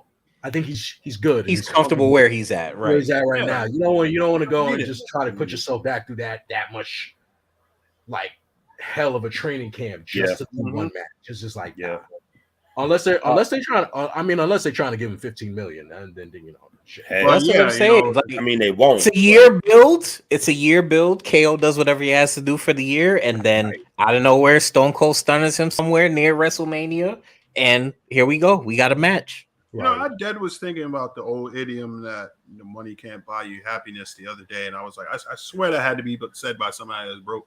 Yeah. There ain't no fucking way. Yeah. You gave me a $50 bill right now, I would not stop smiling, bro. Like, honestly. Let somebody come over here and give you fucking $15 million right now, and all you have to do is fight Mike Tyson. You damn right, I'm going up in the ring, and You're gonna knock. Mike's gonna knock me the fuck out. I'm having words. I'm like, listen, Take one punch. That's fine. I'll be all rich. the same to you. I would like to keep my faculties. Please do not hit me as hard as you can. I would Word.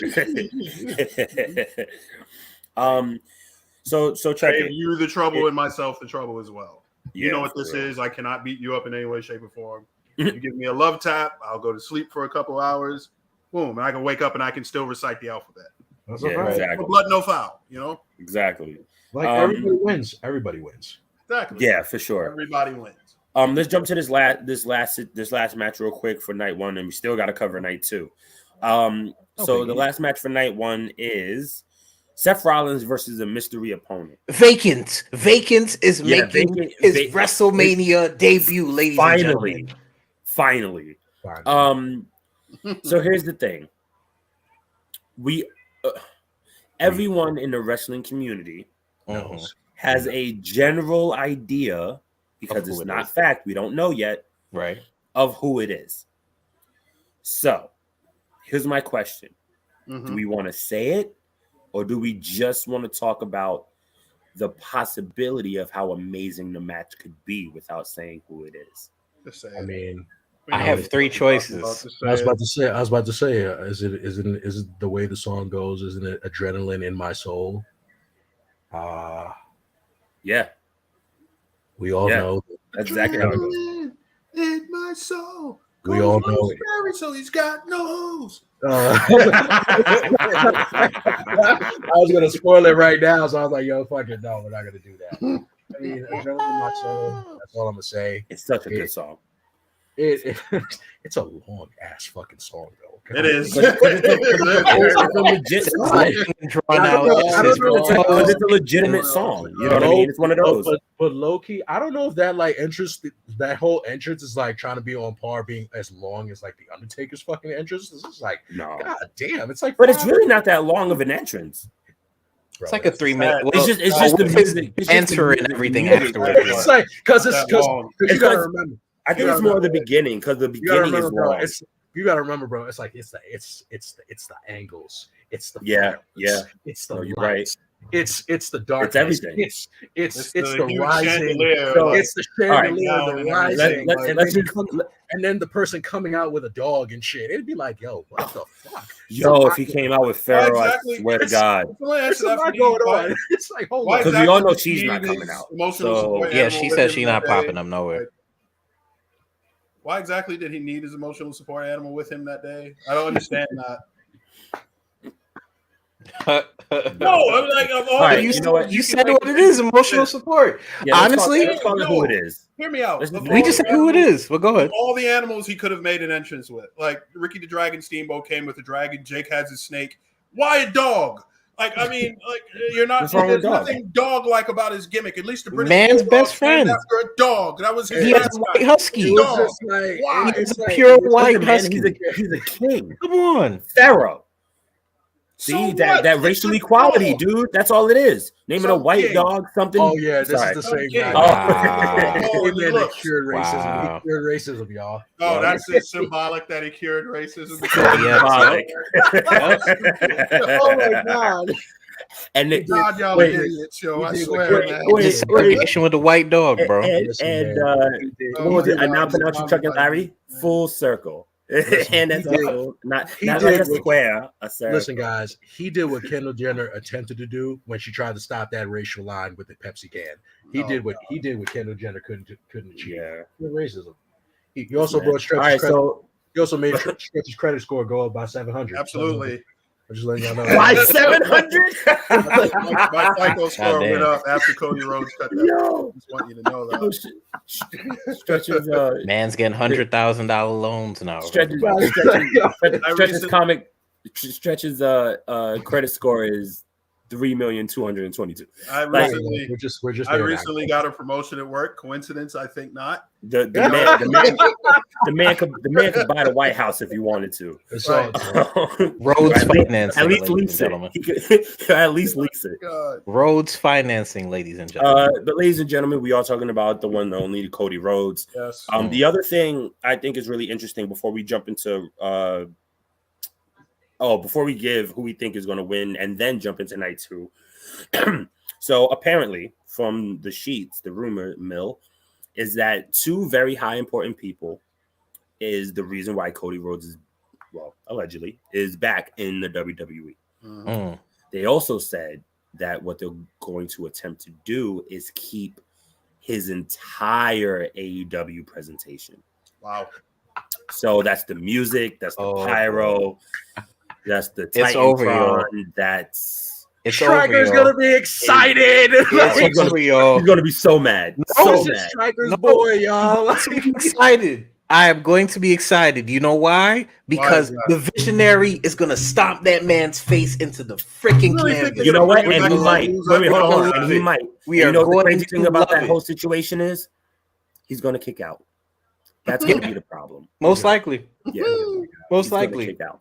So really think- I also feel because Seth is host of the night, Vince Who may said throw he's him a host? bone.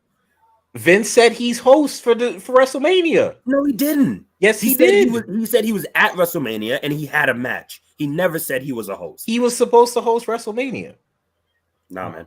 No. I watched that meeting Okay, or whatever. well, like 12 maybe I times. heard wrong, but because from that clip, Vince literally kept on reiterating it to Seth, like, you know, You're if at you really Yeah, just you're at Mania. He didn't. if say you anything. wanted a match, all you had to do Yup. was just All you had to ask. do Right. was Yes. Yeah, just gonna come to you. Don't have to go through all this fucking idiot, this stupid shit. And he's like, He said, "Why'd you jump through all these You hoops?" actually had a point.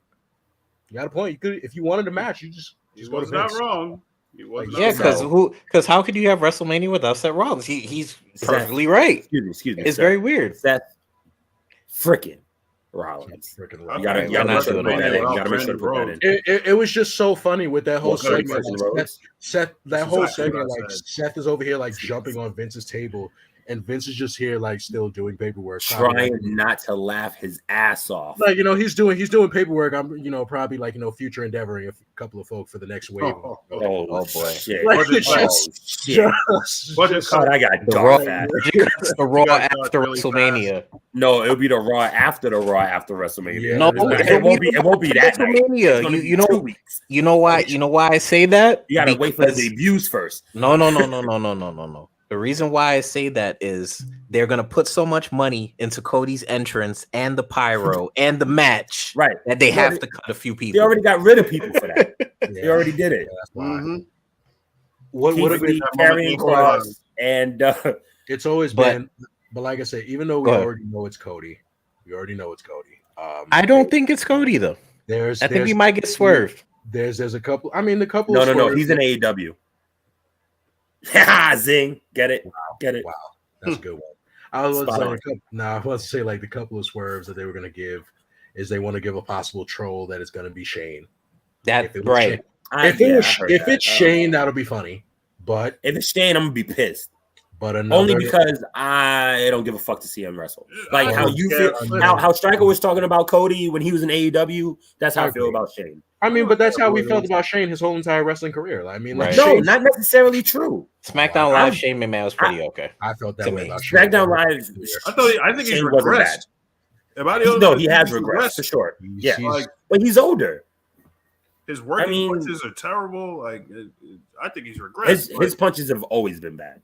He just out here doing his goddamn shuffle. Didn't he joke about that on WWE Evil or something like that? No, it wasn't WWE Evil. There was some type of documentary or video they had up, and somebody was talking about Shane's punches are garbage or something like that. Oh no, it's probably the only thing that it was probably us. The only no, it was something I was watching on YouTube, but I think it was wrestling related. Because I'm pretty sure I've spoken about Cena's punches on here. Because I hate the way he punches. It's stupid. He comes from back here and does it like this. The only thing that I give reverence of Shane McMahon is Shane McMahon's sneaker game. His sneaker game's crazy. Yeah. I really believe that there's nobody else in WWE, so to speak, that got as much of a good sneaker game like him. Like Shane is actually at the top of the list. The other one. Him, and I hate to say there's a couple of them. I hate Montez to say has an amazing sneaker. I hate to say it. Hogan's sneaker game is up there. Hogan's sneaker game is crazy. Hogan be wearing some heat. I'm not going. Hogan's a sneaker. I didn't even know that. Yeah, he be wearing Jordans all the time. Yeah, man. Hogan wears some heat. Yeah, man. Everybody. You know who else's sneaker game is crazy? Finn. Finn's sneaker game really is bonkers. I didn't look at Finn. I haven't looked. Yeah, dude. You know, and not to make this racial, but I'm going to. I'm pretty sure, not a lot, but there are definitely some of the black talent that we have no clue, and their sneaker game is probably fucking bananas. That's true. I would just say black people, but just people in general, even females. His sneaker game is crazy too. Yeah, no, he upgraded. He upgraded when he went. All of them and him and the Usos. Yeah, they upgraded when y'all can't be broke on my watch. You can't cut versus to the ring. It's bad enough he makes sure that they win the titles. Like because the Usos was just wearing they were just wearing white ups their whole entire basically their whole career. It's just like when they turned heel. Yeah, and they did the black ups. They didn't know how to like present them at first. They got like how can we tell them apart? Oh, one has on shorts and the other one has on sweatpants. Like right, and then they did the cuts. Yeah, one had the fades on the side. Yeah, they got the cuts and the fades and shit. One had long hair, one had short hair. Now, y'all remember your roots now? Okay, right. Going back to the hood for a little bit. But but real quick, y'all. Seth or Cody? Well, no, we can't even say it because we don't know who it's going to be. So. Or opponent. I was going to say the third. Oh, I'm sorry. Third possibility. Happens to be the Fiend. Could be. Yeah, I saw somebody post that. He is in Dallas. He is at WrestleCon. He is at Dallas. He seems to be in a way better space. Mm-hmm. Why not? Yeah, who knows? Who knows? How about you know what? Wait, hold on. This is my only issue. This would be my only issue for the Fiend. My only problem is that if they continue with the lore of the Fiend from when he debuted to now, or when he left or whatever, Seth would, to me, I feel like Seth would have to change his character. If not by much, he would have to tweak it because every wrestler who faces the Fiend changes. But this is the change. His current character is no. It'd have to be after that. No, but look at it this way. We're seeing him slightly turn. He's not necessarily heel. He's not necessarily face at this moment. He may get the face. I wouldn't consider him a face at all. But I'm saying he's in between. Because if you see his banter with KO, like that's kind of like, hey, you don't really go against your best friend that way. You don't kind of do that. It's wrestling. Yes, you do. I think in this aspect of this, if let's say the Fiend comes back, the Fiend would be just taken as a supernatural character, and it would just, even though I get what you're saying, is like whoever he faces, they change. I think they would also like change him. They would I think they possibly would just overlook that because they care too much about just The presentation. just a presentation, and it'd be like if like let's just like just think about it, like you know, it's the presentation. He comes out, he's in that crowd, everybody's like cheering, saying "Holy shit!" all of that. And you know, you might end up seeing the Fiend actually getting emotional. Like they may put the camera close and be like, "Oh shit, he's actually crying." Like, wow, it's emotional. Oh no, we couldn't tell he'll have the mask on. You're right. It would just be red, if anything. Bro, be like, starting the show. Oh yeah, the Steiners are the one. The Steiners are starting the show. They are. Oh god, yeah, because they don't want them to go on for too long. That's not good. That's exactly why. I'm looking for two. Okay, I'm looking for two things before we get it through I'll take that off. night 2 and wrap this up. I'm looking for two things for this acceptance speech. One, he has to do a freaking math problem. He has to. He doesn't do a math problem, I'll feel cheated. He has to do a fucking math problem. The amount of years at least a been here, Exactly. the amount of years I have been here. He's got to go off on a tangent at least once. Like, yeah, I'll die happy if he goes off on a tangent. Like, please, Jesus, let him complain. Nah, man, about Vince probably paid him more not to. All right, So, Scott Powell. Probably. He's like, yo, we're not gonna have that TNA shit here. That's not. That's Like exactly the what we TNA, want. that TNA shit was was in the 90s. We're not doing that, fam. Get that. That's exactly what we want. That You know, TNA shit. That's exactly what we want. You are not Tess nor Albert. Feel me? I really just watch a clip of Rick Steiner ripping a guy's chest hair out. Okay. Yes. Wow. Let's get into WrestleMania Night 2. That's new. So as of right now, there are 6 matches on Night 2, which means there's going to be a lot of time, I hope. Yeah. So let's do what I think is the most surprising match on the card: Pat McAfee versus Austin Theory. That's gonna be a 4-star match. Dude, that match is going to be so? really good. After us watching him and Adam Cole. Yeah. I mean, Pat's a pretty supreme athlete, man. He really is. And he loves the business a lot of enough to people. respect it might be a 5-star match, sir. It might be a lot of 5-star people. match. I don't know. I wouldn't say It won't 5. be the perfect match. No. I'll say 4, and only because, like I say, you got two guys that actually like. Well, one, you have a mini wrestling prodigy that is Austin Theory. Like, he's a fucking prodigy. And then you got Pat McAfee, who's still pretty young. He still was a pretty top athlete in his time. I think like they're gonna make this match what it's worth. I also believe it's gonna be more entertaining because I feel like in some way, shape, or form, Vince is getting involved. I feel it. Yep. I feel it in some way, shape, or form. Vince is gonna get involved in shit. It's gonna make it more entertaining. Now, the question is really who's gonna win the match. That's a toss up for me. Honesty, I'll give you. I wanted to do my opinion first on this one, and I won't go into a diatribe, but I'll just say it like this: Austin Theory is the future of the WWE. Period. Pat McAfee is the future for the commentary booth for the WWE. He is going to take over that Michael Cole role. That is going to happen. Both of their futures are nothing but bright, even though, they've already had some amazing achievements already in the past. There's no reason for Austin Theory to lose. I just don't see it. Agreed. I just don't see it. Don't. And if it's because of McMahon, then I'm cool with that. Hell, even if it's straight up, if he just hits him with the A-Town down, I mean, it is what it is. You know what I mean? But it's called the A-Town down. Oh, okay. That's why it's in his new theme too. What the fuck was he? What the fuck was he listening to? Lil Jon back in the day, like He's from Atlanta. What type of shit? Like he's from Georgia. That's why it makes sense. He's from Georgia. That's why. No, he's from Atlanta. Yeah, he's from Atlanta. I get it. That's what I'm saying. Like it makes sense. Like damn, he's from Atlanta. Oh shit.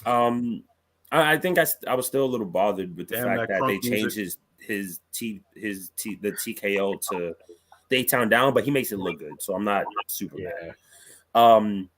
But yeah, guys, real quick, who y'all think? Theory makes sense. Hart, McAfee. Yeah, same. Mind is Theory. Makes sense. Same. Stretch. I'm gonna go out on a limb, considering how the feud has been going. I'm gonna go out on a limb and say McAfee. Okay. I think this is one of those matches where no matter who wins, I think people go home happy. Yeah. Yeah. One of the few matches on the card where it's that way. Yeah. Yeah. Next match we're going to talk about is the two gentlemen on the bottom. I know they're very excited. Honestly, all four of us were super excited when this man made his return last Monday. Bobby Lashley, the almighty Bobby Lashley versus the Colossus, Omos. Now, the crazy part about this, number one, two black people find each other at WrestleMania. I'm all for it. Secondly, it's an easy way to get black people screen time, so I'm all for it. Secondly, it's what they do through these wrestling companies. Yeah, for real. Appreciate the choir, brother. So you know what? As I keep going with this pay-per-view, the funny thing is that as I'm looking at it, I feel like this pay-per-view has a lot less what I feel like might be blatant winners.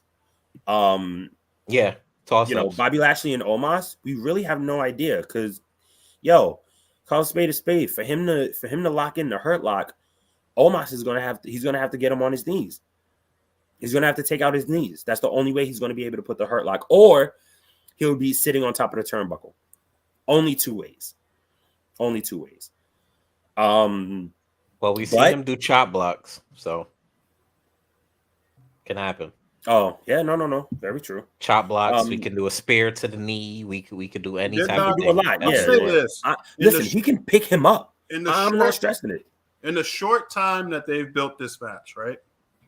You mean the 1 week? 1 week, one segment. That's crazy. Right? One segment. They did an excellent job of telling the story of the match in one segment. Give the WWE shit for subpar programming for the last year and a half or so, fine, whatever. They did an excellent job of telling the story of this match in one segment.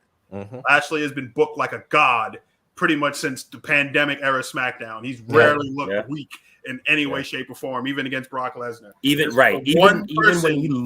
when he's supposed to look weak, he looks strong. Right. This was the one person they billed him as basically having a hard time moving. Yes. He couldn't do what he wanted against Omos, right? No, but even before when they've had a match or so, like it's been that way. Right. I'm just saying. This is long-term storytelling if you think about it. This is the first time Omos has been knocked off of his feet by someone else. And Lashley didn't do it immediately. No. That was the kicker. It's like, okay, say what you want about WWE, they still can tell a very good David versus Goliath story. I'm for it. As an old school wrestling fan, I'm all fucking for it. I want to see this match. Yeah, the crazy part about this, your super kicks and fucking Canadian destroyers, I want to see this fucking match. Yeah, give a shit, who cares? I think the crazy thing about just that segment, which what makes this match so incredible to watch, or will be incredible to watch, is that when Bobby went to do that last shoulder block, that last flying shoulder block, did you see the way his body bounced off of Omos as Omos was falling? Yo, it looked like, I swear to God, it looked like Rey Mysterio doing that shit to Big Show. Y'all remember the way Rey used to just bounce off of the Big Show? Yeah. That's exactly what that reminded me of. Because his whole top half of his body, if this is the top half of his body, he landed like this. Like in that direction. So, anywho's, let's call it. It can go either way. It really could. I honestly, I want to go ahead. No, I was just going to jump. Well, yeah, your point. You'll make your point. Bottom fucking line, we gonna jump in and we just gonna say it's fucking Lashley. No matter what, anybody that goes against Lashley, if you go against Lashley, you need to get out of the congregation. Step out the congregation. All right, you cool. That's cool. Step out. We don't need that anymore. That negativity in this aspect. We are here. All right. Just saying. I don't know. Yeah, I don't know, man. Don't know. Oh, you're another non-believer? It has nothing to do with non-believers. It has nothing to do with non-believers. Omos has been a monster, bro. No. You want to step out you can step out the congregation, Striker. Since you're a non-believer, your faith has been deterred. Oh my God! Get excommunicated from the church. X him out, please. Excommunicated from the church. X him out, please. Just wait, hold on. Wait, Q, did you ever buy your Hurt Business shirt? Church, sir. Did everybody want her this shirt? No, I don't need to. I don't need to buy the shirt. I don't need to buy the shirt. It doesn't take away my. Stryker did. Yeah, he did. He bought the shirt, but that doesn't. But he's already. But he's over here against the faith. So you know what? So he's actually I'm not against it. I'm just saying the powers that be is not the Almighty. It's the people behind the Almighty. True. So the people signing his check. In my mind, Lashley should win the match because now that humbles Omos. Yeah. And now he starts his build. He starts his terrorizing build. I'm gonna say this, and QS, you're gonna hate me for it. Omos wins, but I think MVP gets involved. And MVP against Bobby. You know that is perfect against Bobby. I think MVP is going to manage Omos going forward. You think he's gonna pull a Heyman? I would kind of be okay with MVP managing Omos. That's really that would be a perfect dynamic. If I gotta be the only fucking person on this podium preaching to the fucking masses that is the most horrible fucking booking right there. That's perfectly fine. That's cool. No, it's not horrible. That's the most horrible. Anybody, like, really? anybody that fucking votes against Lashley, you got to get out the congregation. Step out. Oh my god. I guess I'm looking for a new church. I honestly think Omos is going to win, and I think that MVP is going to start to manage Omos. I think it makes perfect sense. Wow. If you're going to bring back Lashley has been built to the point where he doesn't necessarily even need a manager for his presentation anymore. True. He's okay enough on the mic where he can speak as a face and get over, as long as he keeps his badass persona. You know, don't tweak that in any way, shape, or form. You know, and he doesn't necessarily he doesn't need a manager to be convincing. Omos at this stage of the game, outside of he's a mouthpiece, very deep words, doesn't really get across his point of view verbally. So I think MVP with him makes way more sense. I think I kind of feel the same way with Stryker. Like, I feel like Bobby should win. Bobby should be the one to win this match. Like, Omos has been going through a tear. He's been demolishing everybody, which is why I think he's going to win. But Bobby should humble him. Like, I don't see why they wouldn't give him this. Especially when he just came back. But then again, that also could be why. Let's say they might do like one he might do that the Kali chop to Bobby's head, and then the concussion protocols. Like, we don't know. You know what I'm saying? Like, you know how the WWE is. We might get a concussion storyline. We might get something similar in that sense. So I'm going to twist up the order of what I'm reading. Let's go with the Anything Goes match. Johnny Knoxville of Jackass fame versus Sami Zayn. Should be a great match. It's going to be a fun match. It's going to be fun. Match. I think Knoxville is going to bump around for Zayn a lot. Yeah, a whole hell of a lot. He's going to do a table spot. I could see. Yeah, I was going to say that. How many tables does Knoxville? There's going to be a giant ball somewhere, or a giant hand, or something. You know what I mean? This is going to be one giant Jackass segment. Yeah, exactly. Pretty much. Exactly. And I think Zayn wins it. Obviously, I don't think they really. I don't think they put Knoxville over Zayn. I hope not. I don't think they're going to do it. I think if you give and that's only because I said I think Logan Paul is going to go over. I think if you give one, I guess you're right. Yeah, I guess you're right. I was gonna say, I guess if you give one celeb win, one celeb lose. Yeah, that makes sense. But then, if Johnny wins, then Logan and Miz got to lose. That's just what I think. But that's me. Honestly, I would rather see Johnny win than see Miz and Logan Paul win. But agreed. If you think about it, they can do Miz and Logan Paul losing simply with Logan Paul doing a turn. I'll say this. It's that simple. I'll say this. It doesn't hurt Sami Zayn if he loses. Right. Because especially with the antics. I think the antics helps. Yeah, his mouth is his greatest asset. So it doesn't hurt him if he loses. You know?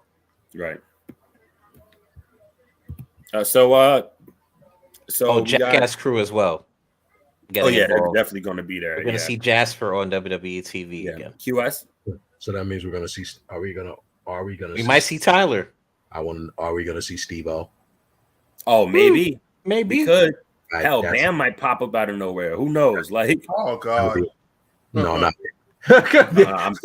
Please not Bam. He got big, didn't he? Didn't he like gain a lot of weight? Apparently, I think so. I feel like I saw that from And somewhere. yeah, he's been struggling with a lot of different stuff. Oh shit! 2 generations of Steiner in the ring. Oh my god! Scott gave a very poignant speech. He didn't go off on a tangent. Good. Yet. The night's still young. It's not yet. He's just you know why? Because Taker's going to be the one to go on a tangent. I'm still waiting. They're going to give him all the fucking time possible. Vince McMahon still has to come out to introduce the Undertaker. I am waiting for that. So I mean, we still have what 3 more? Run down to the ring. 4 more inductions. Right. In some way, shape, or form. That's what I'm waiting for, Scott. Don't let me down, Scotty. You still got enough time to make an impact, Scotty.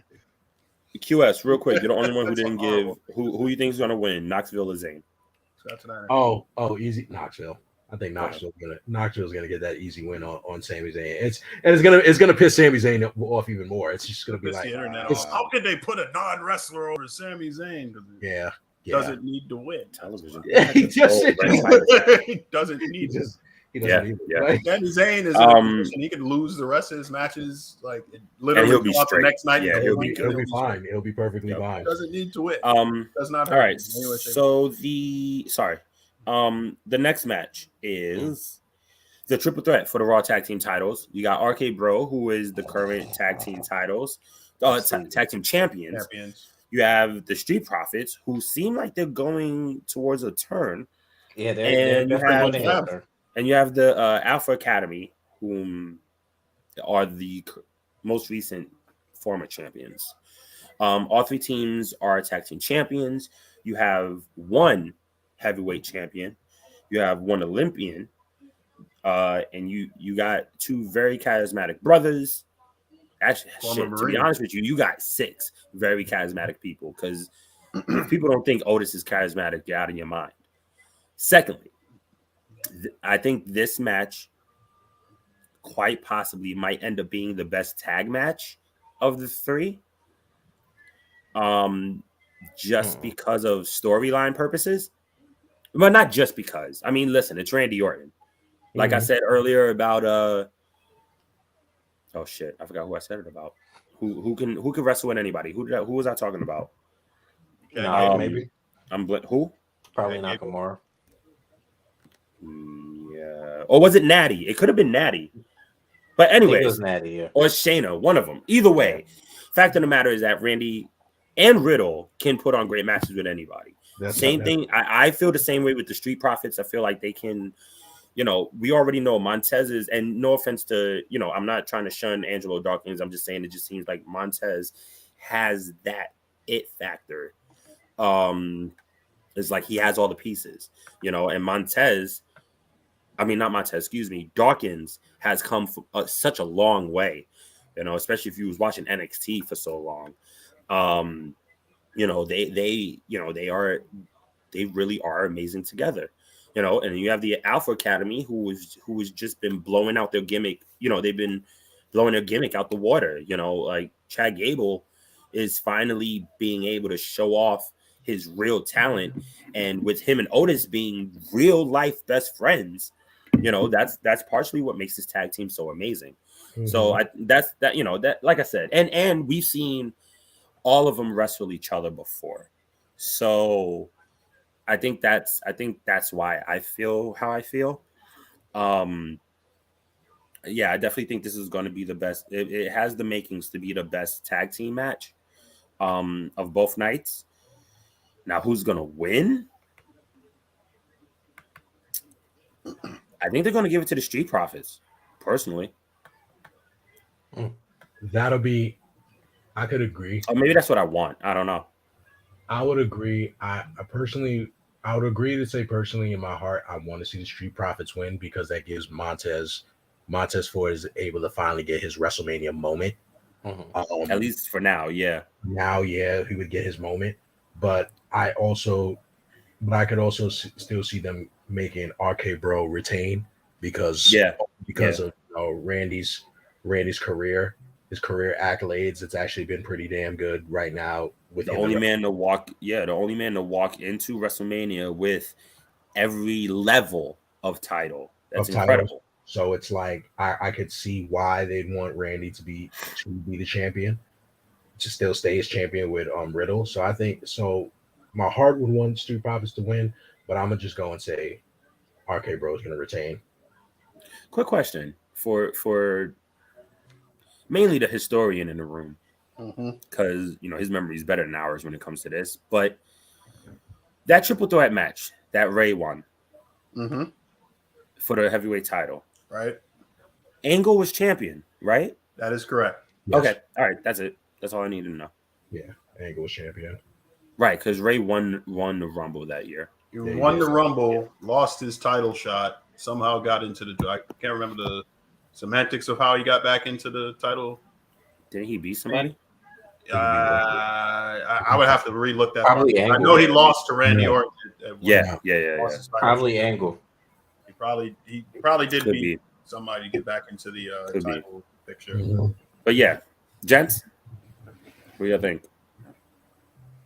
Sheesh. Yeah, they could. Thank you. I think Alpha Academy wins it. I really do. Wow. I think Alpha Academy wins it again. I think you need that shirt, Stretch. I would say if this is not a testament to how good Chad Gable is, that he was able to get something as ridiculous as that fucking word over, stretched out. Yeah, Shorty G. Thank you. He got that over. Yeah, but Shorty G wasn't his fault. Shorty G He made it work, but he made it He work. did. Yeah, he proved him. He proved he could do anything. Shorty G We've seen a lot of people go through a lot of shit, and they made it work. Damn, and Chad is like one of the prime examples.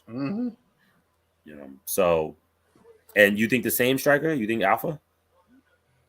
Honestly, don't care who wins. That's not a prediction, though. Wait, I will get to my point. Damn. I'm saying at this point, the Raw tag team division, it has gone stale to me. So whomever gets the titles is there for the next person to win the titles. Funny you say that, because I think that is a better built match. It's one of the better built matches on the card.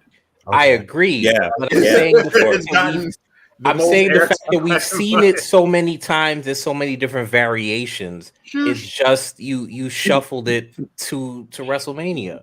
So whoever wins the match, it doesn't necessarily mean that they're keeping the titles. It's more so for the moment. So if we're gonna go for the moment, it's the Street Profits. That's the huge. Okay. It's the Street Profits. We go for the moment. No, I mean, well, I understand your lie. I'm only messing. You go for the moment. I think you. There was no reason for them to stretch it. There's not even for them to have the title match they did, just to get RK Bro the titles back, just so they had it just to walk into WrestleMania. Like it doesn't make sense. Well, it doesn't make sense. The reason is possibly that history that Randy made. That's the only thing I can think of. In terms of what was the history? The history is that he's the only wrestler to walk into WrestleMania, WWE champion, tag champion, IC champion, US champion, and I don't think he ever went in world heavyweight. But yeah, he's the only man to do that. Okay. But once again, you've dragged the storyline to a crescendo now at this point. Whoever wins the title, they're not keeping the title long. You're gonna see it for a few months, and I hate that the Street Profits have to be on the end of that. But you're building the next tag team after this. So the champions are building the next tag team after this. I don't want to see RK Bro split, but I think RK Bro definitely should get sent to SmackDown. Send them to SmackDown. I can see that. Shuffle all the tag teams up. Wow. Because I'm so serious. Shuffle them, send everybody everywhere else. Yo, Roman versus Orton like this with this Roman would be dope. Yeah, that would be fun. Would be super dope. Yeah, very much. That would be a fun match. That's definitely a SummerSlam Survivor Series match in a way. Not Survivor Series. Royal Rumble match in the making. All right, so that was the triple threat match. Let's go to. Oh, okay. Sorry. On a side note, Queen Charmel looks beautiful right now. Yes. Like, Yes. yo, like she, like K-Marvel, when you get to see it and you see her dress, like yo, Queen Serving Charmel, a great look. it's right now. really Yeah, like I probably see it wow. on Very regal. on It's like Twitter or some wow, shit. like I'm just taken aback. I'm like wow, like Mhm. this is what's up. Like this is what's Yeah. up. And he did, and Booker really did like the whole how she used to do like all hail King Booker. He did it for her. Oh, hail Queen Charmel. That's He dope. loves his wife. I mean, He he does. he does. absolutely adores his wife. I Did think he it's do one of it the in greatest accent things too? No, he didn't. Oh, It's okay. He didn't need to. Oh, but his Hall of Fame speech, he absolutely gave it up to his wife, which I thought was really cool. Yeah, that's dope. So now we have these last two matches, which could possibly be two legendary matches. First match is the non-title match because there is no title involved. The title is being an absolute badass and workhorse. We have one of the most incredible careers ever in Edge. Oh, okay. Oh, here we go. And we have one of the best in-ring performers of our generation in AJ Styles. That is the match of the weekend. That is the match. That is the match of the weekend. Everybody has wanted this since AJ was fresh. Yeah, I agree. It's going to be the match of the weekend. Like that, they're going to tear the house and down. They were killing the promos. Edge has been killing his promos. Yeah, killing it. His new. I've never been an AJ fan for promos. So when I've seen different places talk about AJ versus Daniel Bryan, I said Daniel Bryan. Excuse me, Bryan Danielson. I've seen stuff between AJ and Bryan Danielson in terms of career trajectory and such and such. I give the edge to Bryan on that end, but I've never been a fan of AJ's promo work. I know. I'm just saying. But I'm saying in terms of promos, I would never look to an AJ promo as anything interesting going into a match. It is AJ's in-ring ability. I see what you're saying. Go ahead. Oh, I was just gonna say. I think the only thing I think I would disagree. Well, no, I can't really. I don't know, man. Maybe because I'm an AJ, and I'm not saying you're not a fan of his, but maybe because I feel like I've supported AJ for so long. It's like no, and I agree with you. I have too. Not that I'll take anything. You know what I mean? But okay, I think it depends on how personal it is. So him and Samoa Joe. Him and Joe was perfect. Him and Joe was perfect. Him, right? But you also had Samoa Joe, who is a godfather to his children. They're best friends. He was, I think, was it Joe that was the best man in his wedding? No, maybe it was Christopher Daniels. Yeah. But you know, he was part of the bridal. He was the bridal party. Jesus, part of the groomsmen. You know, like they have that like close Edge doing this. You know, I think also brings out a different side of AJ, but it brings out that older side. It does. You know, I think you know the way Edge has been approaching his promos. You know, with I don't want that you know little puppy that's been with Omos. I want the pit bull. I want the dude who's going to come through and do what he has to do to fucking win. Right. You know what I mean? And like we haven't seen that man in a long time. Samoa Joe ever get that plate from his wife? Probably not. Oh wow. Probably when AJ invited him over. Yeah. Look out! You saved me a plate, Wendy. When did we ever got that plate from his wife? But yeah, listen. Like I said, we have a Hall of Famer.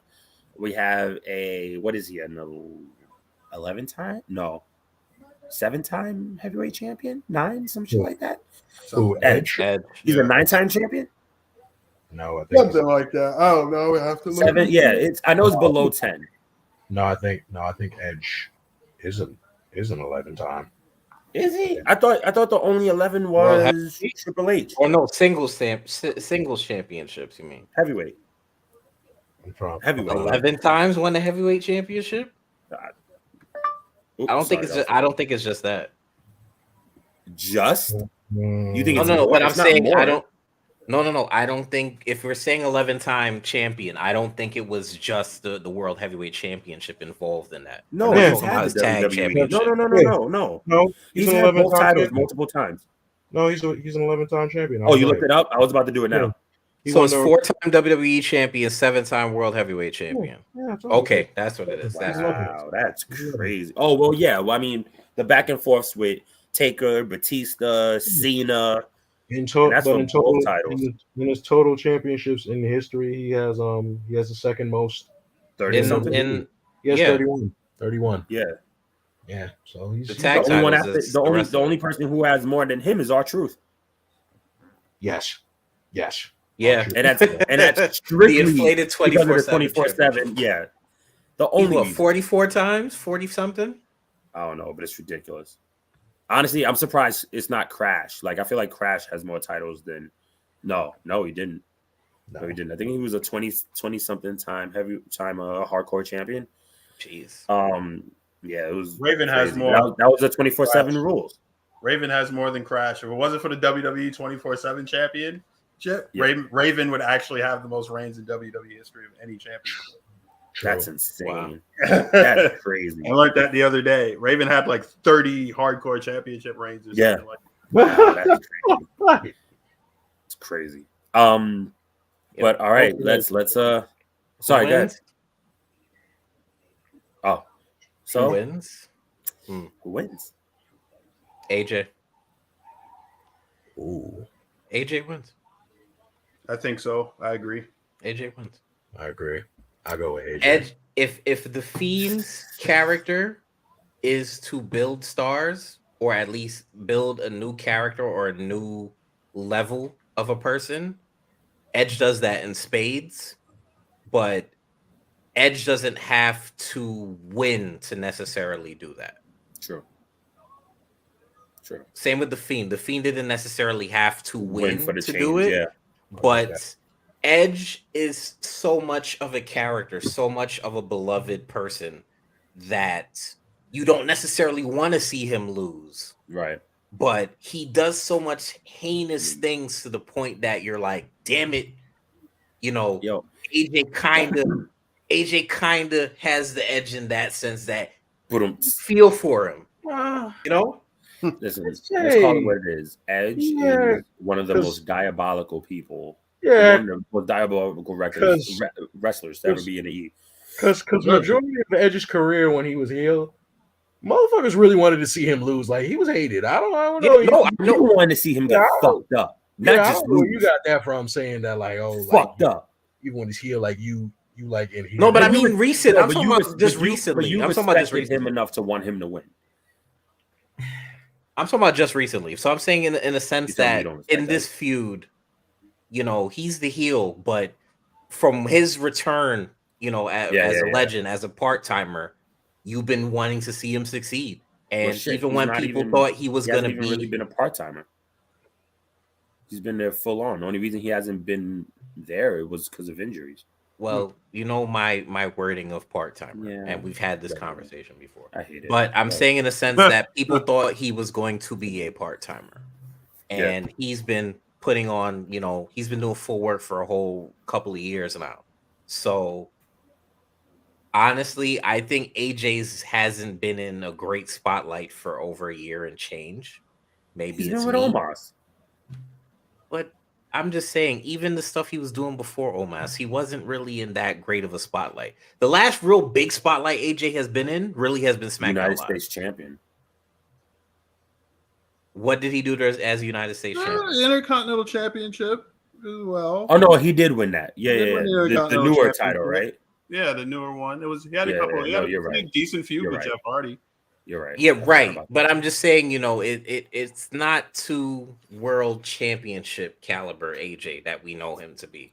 So I think this puts him in line, at least winning this match, puts him in line to go back into the main event scene. Mhm. He needed the match. Yeah. Not necessarily the person, but he needed the match. Yeah. And I think Edge brings both of that, the match and the person. Because you'll bring the best out of AJ. We'll see something we probably haven't seen out of him in a very long time. And if we get something similar to his TNA run, then I think that's gonna be sick. It's gonna be crazy because he's gonna be at top of his game going into the main event scene. And who does he have? He's gonna end up having to face maybe Roman down the line very soon, and it's a match we've all wanted to see. Yeah, at least in this character. Right. All right. Well, let's get to it. The main event of all of WrestleMania. This is where I title. kick out. You're ridiculous. Title versus title. Champion versus champion. Winner take all. We have the Cowboy, Brock Lesnar, Fun Lesnar, versus the Tribal Chief, the head of the table, the Universal Champion. Oh, excuse me, the WWE Champion, Brock Lesnar. Let me not be rude. Facing against the Universal Champion, what do you call himself last week? On Monday, the last needle mover, right? Which I mean, I don't believe that. But anyways, he is the evil necessity. Oh, that's a good one. Roman Reigns. So this is we all know they have. Oh, sorry, you're right. I apologize. I'm sorry. We already know. Never too late to get it up, fellas. Pause. That was just weird. I didn't even mean it like that. Never too late. Yeah, I know, fellas. Never too late. So we all know that they have a very historic rivalry. They've beaten each other for titles. They've beaten each other to retain titles. They've blooded each other. They damn near done everything in the book. I think the only thing they haven't done is have a Hell in a Cell match. Or an Inferno match. Ooh, that would be crazy. Anyways, can you imagine Roman's glove going on fire? Okay, anyways. We're past the point of wanting to see human beings burn each other alive and win wrestling matches. Oh, I didn't know if he was gonna finish it with win wrestling matches. Okay, so listen, this is the match everybody is looking forward to, whether you are or not. But this is, I think the best thing about this is that this is a completely different situation with the two, and I think that's what makes this so special this time. You have Roman, who's been on this tear for almost 600 days. You have, Lesnar, who's probably having the most fun he's ever had in the WWE. Ever. He's talking more. He seems more comfortable than he's ever been. And like I said, the roles are reversed. It's always been Roman was the face and Brock was the heel, but that's not how it is this time. Brock is the face and Roman is the heel. Both titles are on the line. It is a unification match. I do believe they will call them the WWE Universal Champion, Universal Heavyweight Champion, maybe. There's going to be a lot. Yeah, there's going to be a lot going on. WWE Universal Champion, probably. Yes. Gents, I don't think we really need to get into any descriptions because we already know. No semantics. So, bottom line, who is going to win the main event of WrestleMania? Will it be the WWE Champion Brock Lesnar or the Universal Champion Roman Reigns? Strike, let's start with you. Very simple. It's Roman. Quick aside. It's two people whom we kind of don't want to see. Y'all doing him wrong as hell. So they're doing you wrong as hell, man. No, that was QS. That's what it is. And I don't think that was for Stryker. I think that was for Roman. Am I right, Q? Wrong as hell, man. Okay. I'm sorry. He's gonna do that for any of us. He was waiting for it. It's just I honestly, like, at this point, who wants to see either one of them with titles right now? We've seen this story for over how many years? No, but I'm saying in a sense, this is a match where we know it's Roman. We know it's Roman. Nobody wants to see Brock with two titles. Nobody wants to see Brock with two titles. We've seen that already. And we're going to see Roman with two titles, but the next guy that's taking it off of Roman's going to be, superstar. Right, is going to be superstardom. So at this point, Just give it to Roman. We already know what it is. Now, what Picking I up the think is ratings the on both shows. after. Now, what I think is the after of this whole situation is we get Dwayne The Rock Johnson Yo, you're not the only person appearing that after said the that. main event. I think shout out to Backstage Brawl. They were just saying that before we got on, actually. They were saying that their theory is that either during the match, like towards the end, or after the match, all of a sudden you're gonna hear "If you smell," and here he comes down the ramp. That would be it's either if Roman was to win, that would either be Sunday night or it would have to be that or week. Monday. Or even Friday. It would have to be one of those days. It would have to be that week. No, I think it's Monday. I think because one, Roman's gonna be It's on both Raw. shows. Yeah. So I think you do it Monday, you get Raw, the biggest ratings bump ever, and then Friday is when you start to see the seeds being planted. You start getting, who his next opponent is, blah blah blah, set up. Because he's gonna be furious. Like, why are you interrupting me at WrestleMania? And then why are you interrupting me on Raw? First off, like, I'm the head of the table. Where have you been? That's what he's gonna Right. say. That's what he's gonna say. So watch. that's all right. me, So Roman. that's one Roman. QS. Honest opinion, not just because you don't like him.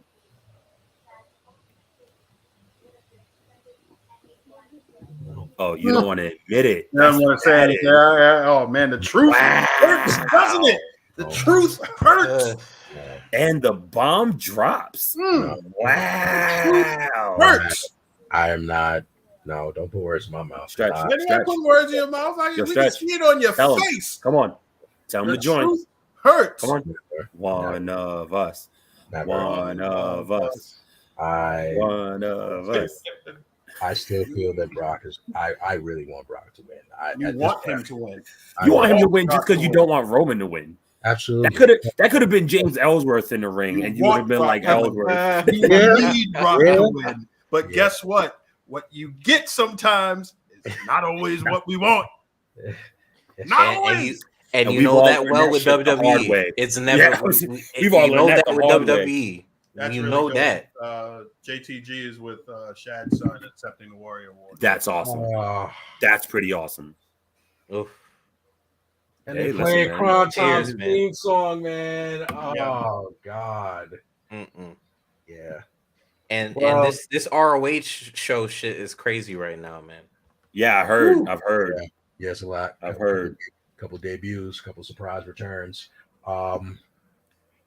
Even though I do not want. Here we go. To I do not want. acknowledge. Oh, that's I- Mike. Oh, I'm never going to acknowledge him. Never. But you got to call a spade a spade. It's obvious they're gonna probably. That's Mike from sorry to cut you off. That's Mike from Toys R Us. Oh, yo, it was good. Oh, hey, Yeah. what's up? It's good, bro. They're definitely gonna give it to Roman. Roman's definitely gonna win. I think Roman is they're gonna try to push Roman for the Bruno Sammartino run. I really believe it. You think he's I don't gonna know have if it they for do that 20-something years? man? No, he had it for over a decade, right? Bruno had that shit for a while, That's man. They could probably, if they really wanted to milk this shit and push it, They no one could. definitely be Bruno had that He shit could for have a that while. shit for the next 3 years. Let's Look, be- They don't have a big enough roster to make any storylines last 10 years, sir. I honestly don't. They have believe Roman fucking Reigns. He is the storyline. Like, I mean, Like- hey, we might get him and Ciampa. Who knows? For like yo, 2 years. I would love to Listen, see that. That's for what 2 it years. I can see for 2 Ciampa years beating him for the straight- belt too. For 2 years straight, you've had this man literally go to every fucking arena, to every fucking show, and basically go in the ring and tell y'all to just acknowledge him. And it's Right. fucking worked. It's worked. So do I think that I could stretch, if they can get it for 2, they can stretch it for as long as they want to? Yes, they can do it. I Why? agree. Because we're wrestling fans and we're gonna just fall for it every single time. So even though I don't want him to win, I'll give it to Roman. He's gonna end up just taking the belt. And it sucks. Sorry, go ahead. No, I'm just saying. I I just had a piece of trivia. I'll do it after you're done. Go ahead. Yeah, I was just gonna say it just sucks because I really would have wanted Brock to win just because it would have been mad funny to be like, all right, Brock has the belts now, but at the same time, Roman's never beat Brock at Mania, so it's just like That's true. you gotta get it. You gotta give it to him. That's true. So here's a little tidbit about San Martino. He's held the WWF title for 2,803 days. He has the longest combined championships at 4,040 days. Jeez. That's crazy. That's crazy. Who did he lose it to the first time? I don't know, but after the long reign, he lost it to Ivan Koloff. Koloff. Mistaken, Mhm. yeah. He lost it to Ivan Koloff, then he regained it. Then he lost it to superstar Billy Graham. Right. Who, had a very short reign in comparison. He lost it to Backlund afterwards. But. Right.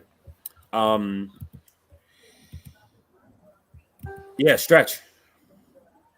Oh, who's going to win? Oh, Roman, Yes, sir. of course. And Roman's going to win. Brock will probably ride off into the sunset, never to have another match, probably, unless somebody. Oh, I wouldn't say that. You think so? I wasn't finished. Unless someone comes knocking on his door with $10 million. The end. Which I see nothing wrong with that. Bruce, You know, where's Brock? goddamn pal, get that Lesnar guy in here. I think Brock likes. Damn, all these years and he still calls him that Lesnar guy? That's fucked up. Yeah. Where's that guy we give all that money to? And me, well, we already know. I don't have to say it. It's the one. The needle mover. Good Lord. The head of the table. You're head of the table. You're a tribal chief. You're Universal Champion, soon to be undisputed WWE Universal You're landlord and you don't know it. Champion. I wasn't The even saying father, that about you, the dog. father I of don't know your how to look child, up. I just and said you it don't know. was Nah, how you say that? like what? It's the father of your child. You don't even Imagine know. if you complain What? about your hot water and Roman just shows up, keys in hand. Yo, with a fucking wrench. With a wrench. Like, is it the sink in the kitchen or the sink in the bathroom? Tribal leak. I'm the tribal leak. Oh man. Yo, listen. So as we know, WrestleMania is going to be insane. You know, I know I can speak for all four of us when I say we're really excited to see what's going on. Like I said, there's a lot of things with other wrestling companies, so maybe we could either cover that next week or the week after, just some of the stuff that happened. But yeah, ladies and gentlemen, this is episode number 50. Your boys have made it to number 50. Whatever y'all see on cam, it's so much worse off cam. This is one of our longest. That's the longest episodes we've done in a while. Yeah. Yeah. I think last long episode was like 218 or something like that. So we definitely beat that. Yeah, and before that was the one with Rod. That was backstage brawl. We did like 4 hours backstage. Oh yeah, Backstage Brawl was like 4 hours. God, What? That was Royal. No, that was the watch party, wasn't it? Yeah. Yeah, that was one of the watch parties we did. He was on there, Randy was on there, Rod was on there. Yeah, it was a lot. But look, man, listen, I'm just gonna say it like this. Thank you. I speak for all four of us when I say thank you. Because at the end of the day, we know you might have other shit to do with your time, but you're here with us. And we really appreciate it. Here's to 50 more. So, ladies and germs. 50. 50? Well, no. All right. Here's to the next 50. How about that? 200. No, all right. Let me 500, goddamn it. Here's to the next 50. Right. All right. Gentlemen, love you guys. Love Appreciate you too, y'all for this. Water till Sunday. Some Gatorade. Well, I gotta go to sleep because I got a flight at 5 something in the morning. Oh yeah, you do that. So you sir. I'll take your nap. Hey, I'll be all right. I'll be fine. I'm probably gonna sleep on the You'll plane. be on the sleep on the plane. So, Yeah. Yeah. What I would do. So, but anyways, this is episode number 50. We thank y'all so much. Thank you for everybody who is in the chat. Thank you for everybody who has ever supported us. We do have so many plans. We have so much plans that we want to get through.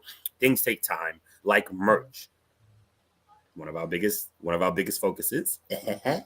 Once we jump into more collabs or interviews with wrestlers, there's a couple. Oh, that's what I want to do before we went off real quick. There's a couple of shows I wanted to touch on. Catalyst Wrestling is on April 10th. It will be in Brooklyn. I don't have the address on me right now, but I know the main event is the Catalyst Wrestling champion. Stretch, what's his name? Mr. Darius Carter. And what did he win recently?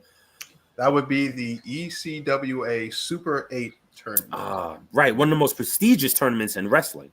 Absolutely. Oh, so we're talking about the Catalyst world champion versus, I almost said Eli Drake. That is not his name. His name is nope. He's the dude from the Wingman, and I'm blanking out on his name. JD Drake. JD Drake. Thank you. JD Drake. So that would be the main event for that night. Who's also in a prominent tag team, apparently. Yeah, for sure. So that is the main event for that night, and then April 20th, Battle Club Pro is back. Jobbeteers is back. They're all back for another installation. It's called Women Crush Wednesday, which is exactly what it sounds like. It is an all women pay-per-view except for one match, which is a battle royal. Everybody's in that shit. So shouts out to them. I do believe the main event for that night is the Icon Women's Champion, Big Swole, versus. I just had it. Give me a second. Versus. Here it is. Trisha Dora, the Pan African. That's right. It is not title for title, though. It is not title for title. It is for the Icons Championship. Yes. Yeah. And Lady Frost is facing against Masha Slamovich, Tasha Steele versus Edith Surreal. Impact. There's a lot going on. Yeah. There's a 4-way including Savannah Evans. So there's a lot going on. That night is that's April 20th. That's a Wednesday. 420. It will be, I'm sorry, 185. Who? Ellery Street. Bam. Sorry, she lives like right there. And I believe it's a 8:30 card. I'm gonna try to make it. I'm gonna talk to the guys, see if we can make it. Try our best. But those are the two shows that I really wanted to put some focus on right now. Once again, thank you to everybody who's ever supported us. We really appreciate y'all. We got a lot of things that we would like to get planned. Listen, we've been around for almost 2 years. We can do nothing but get better, bigger, better, and blacker. So, ladies and gentlemen, let's do what we always do.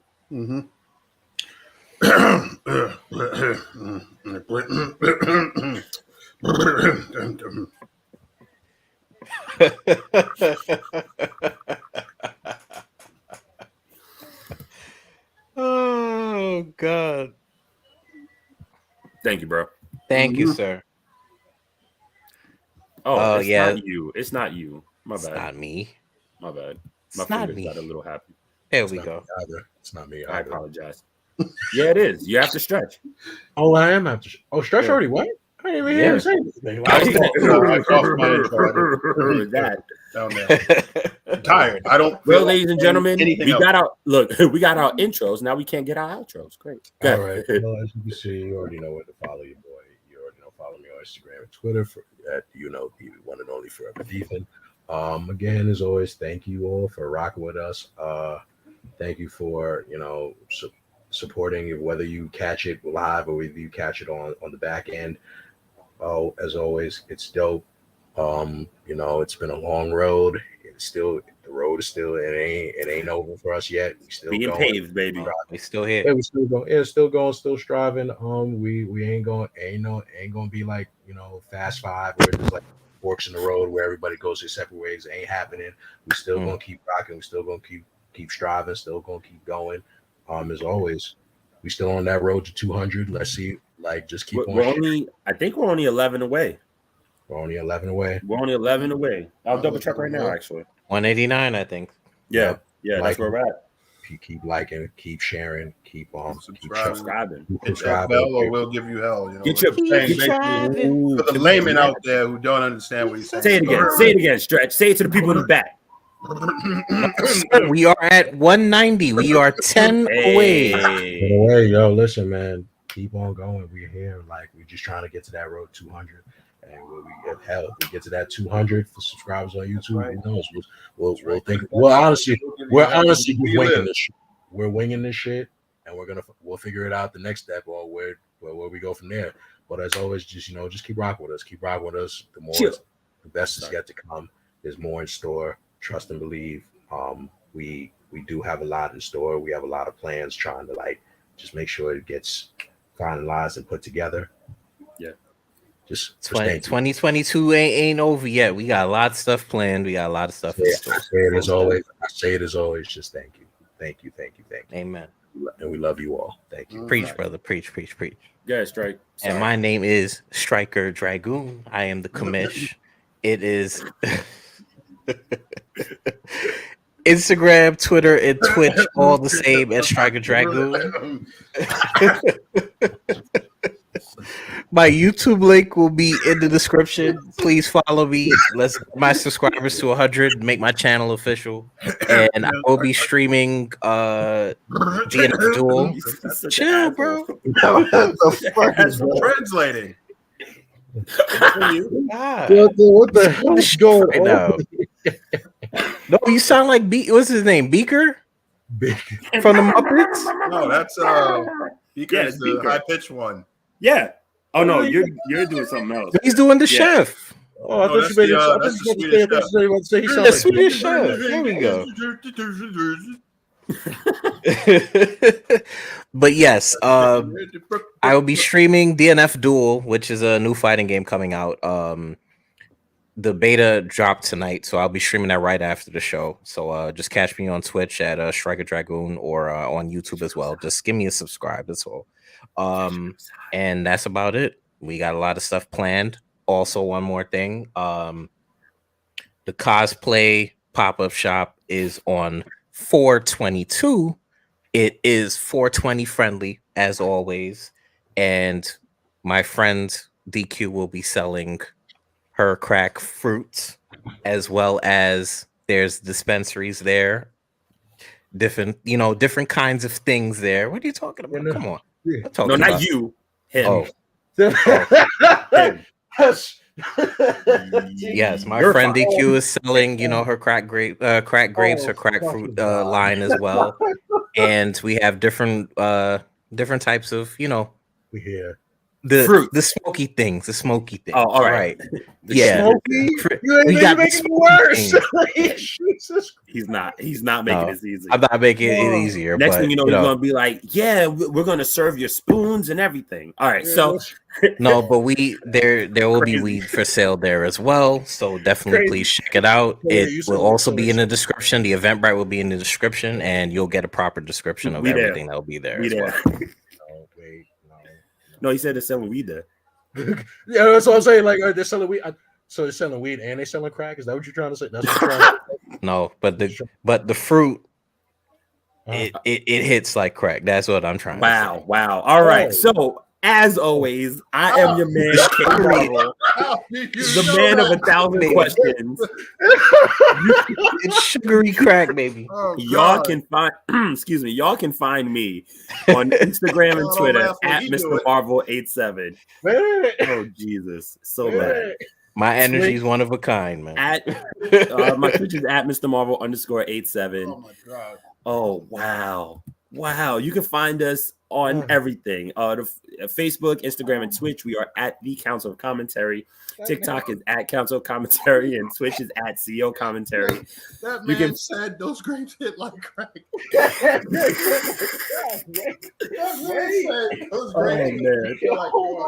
Proud, super proud. How you know? Trust me. They're addicting.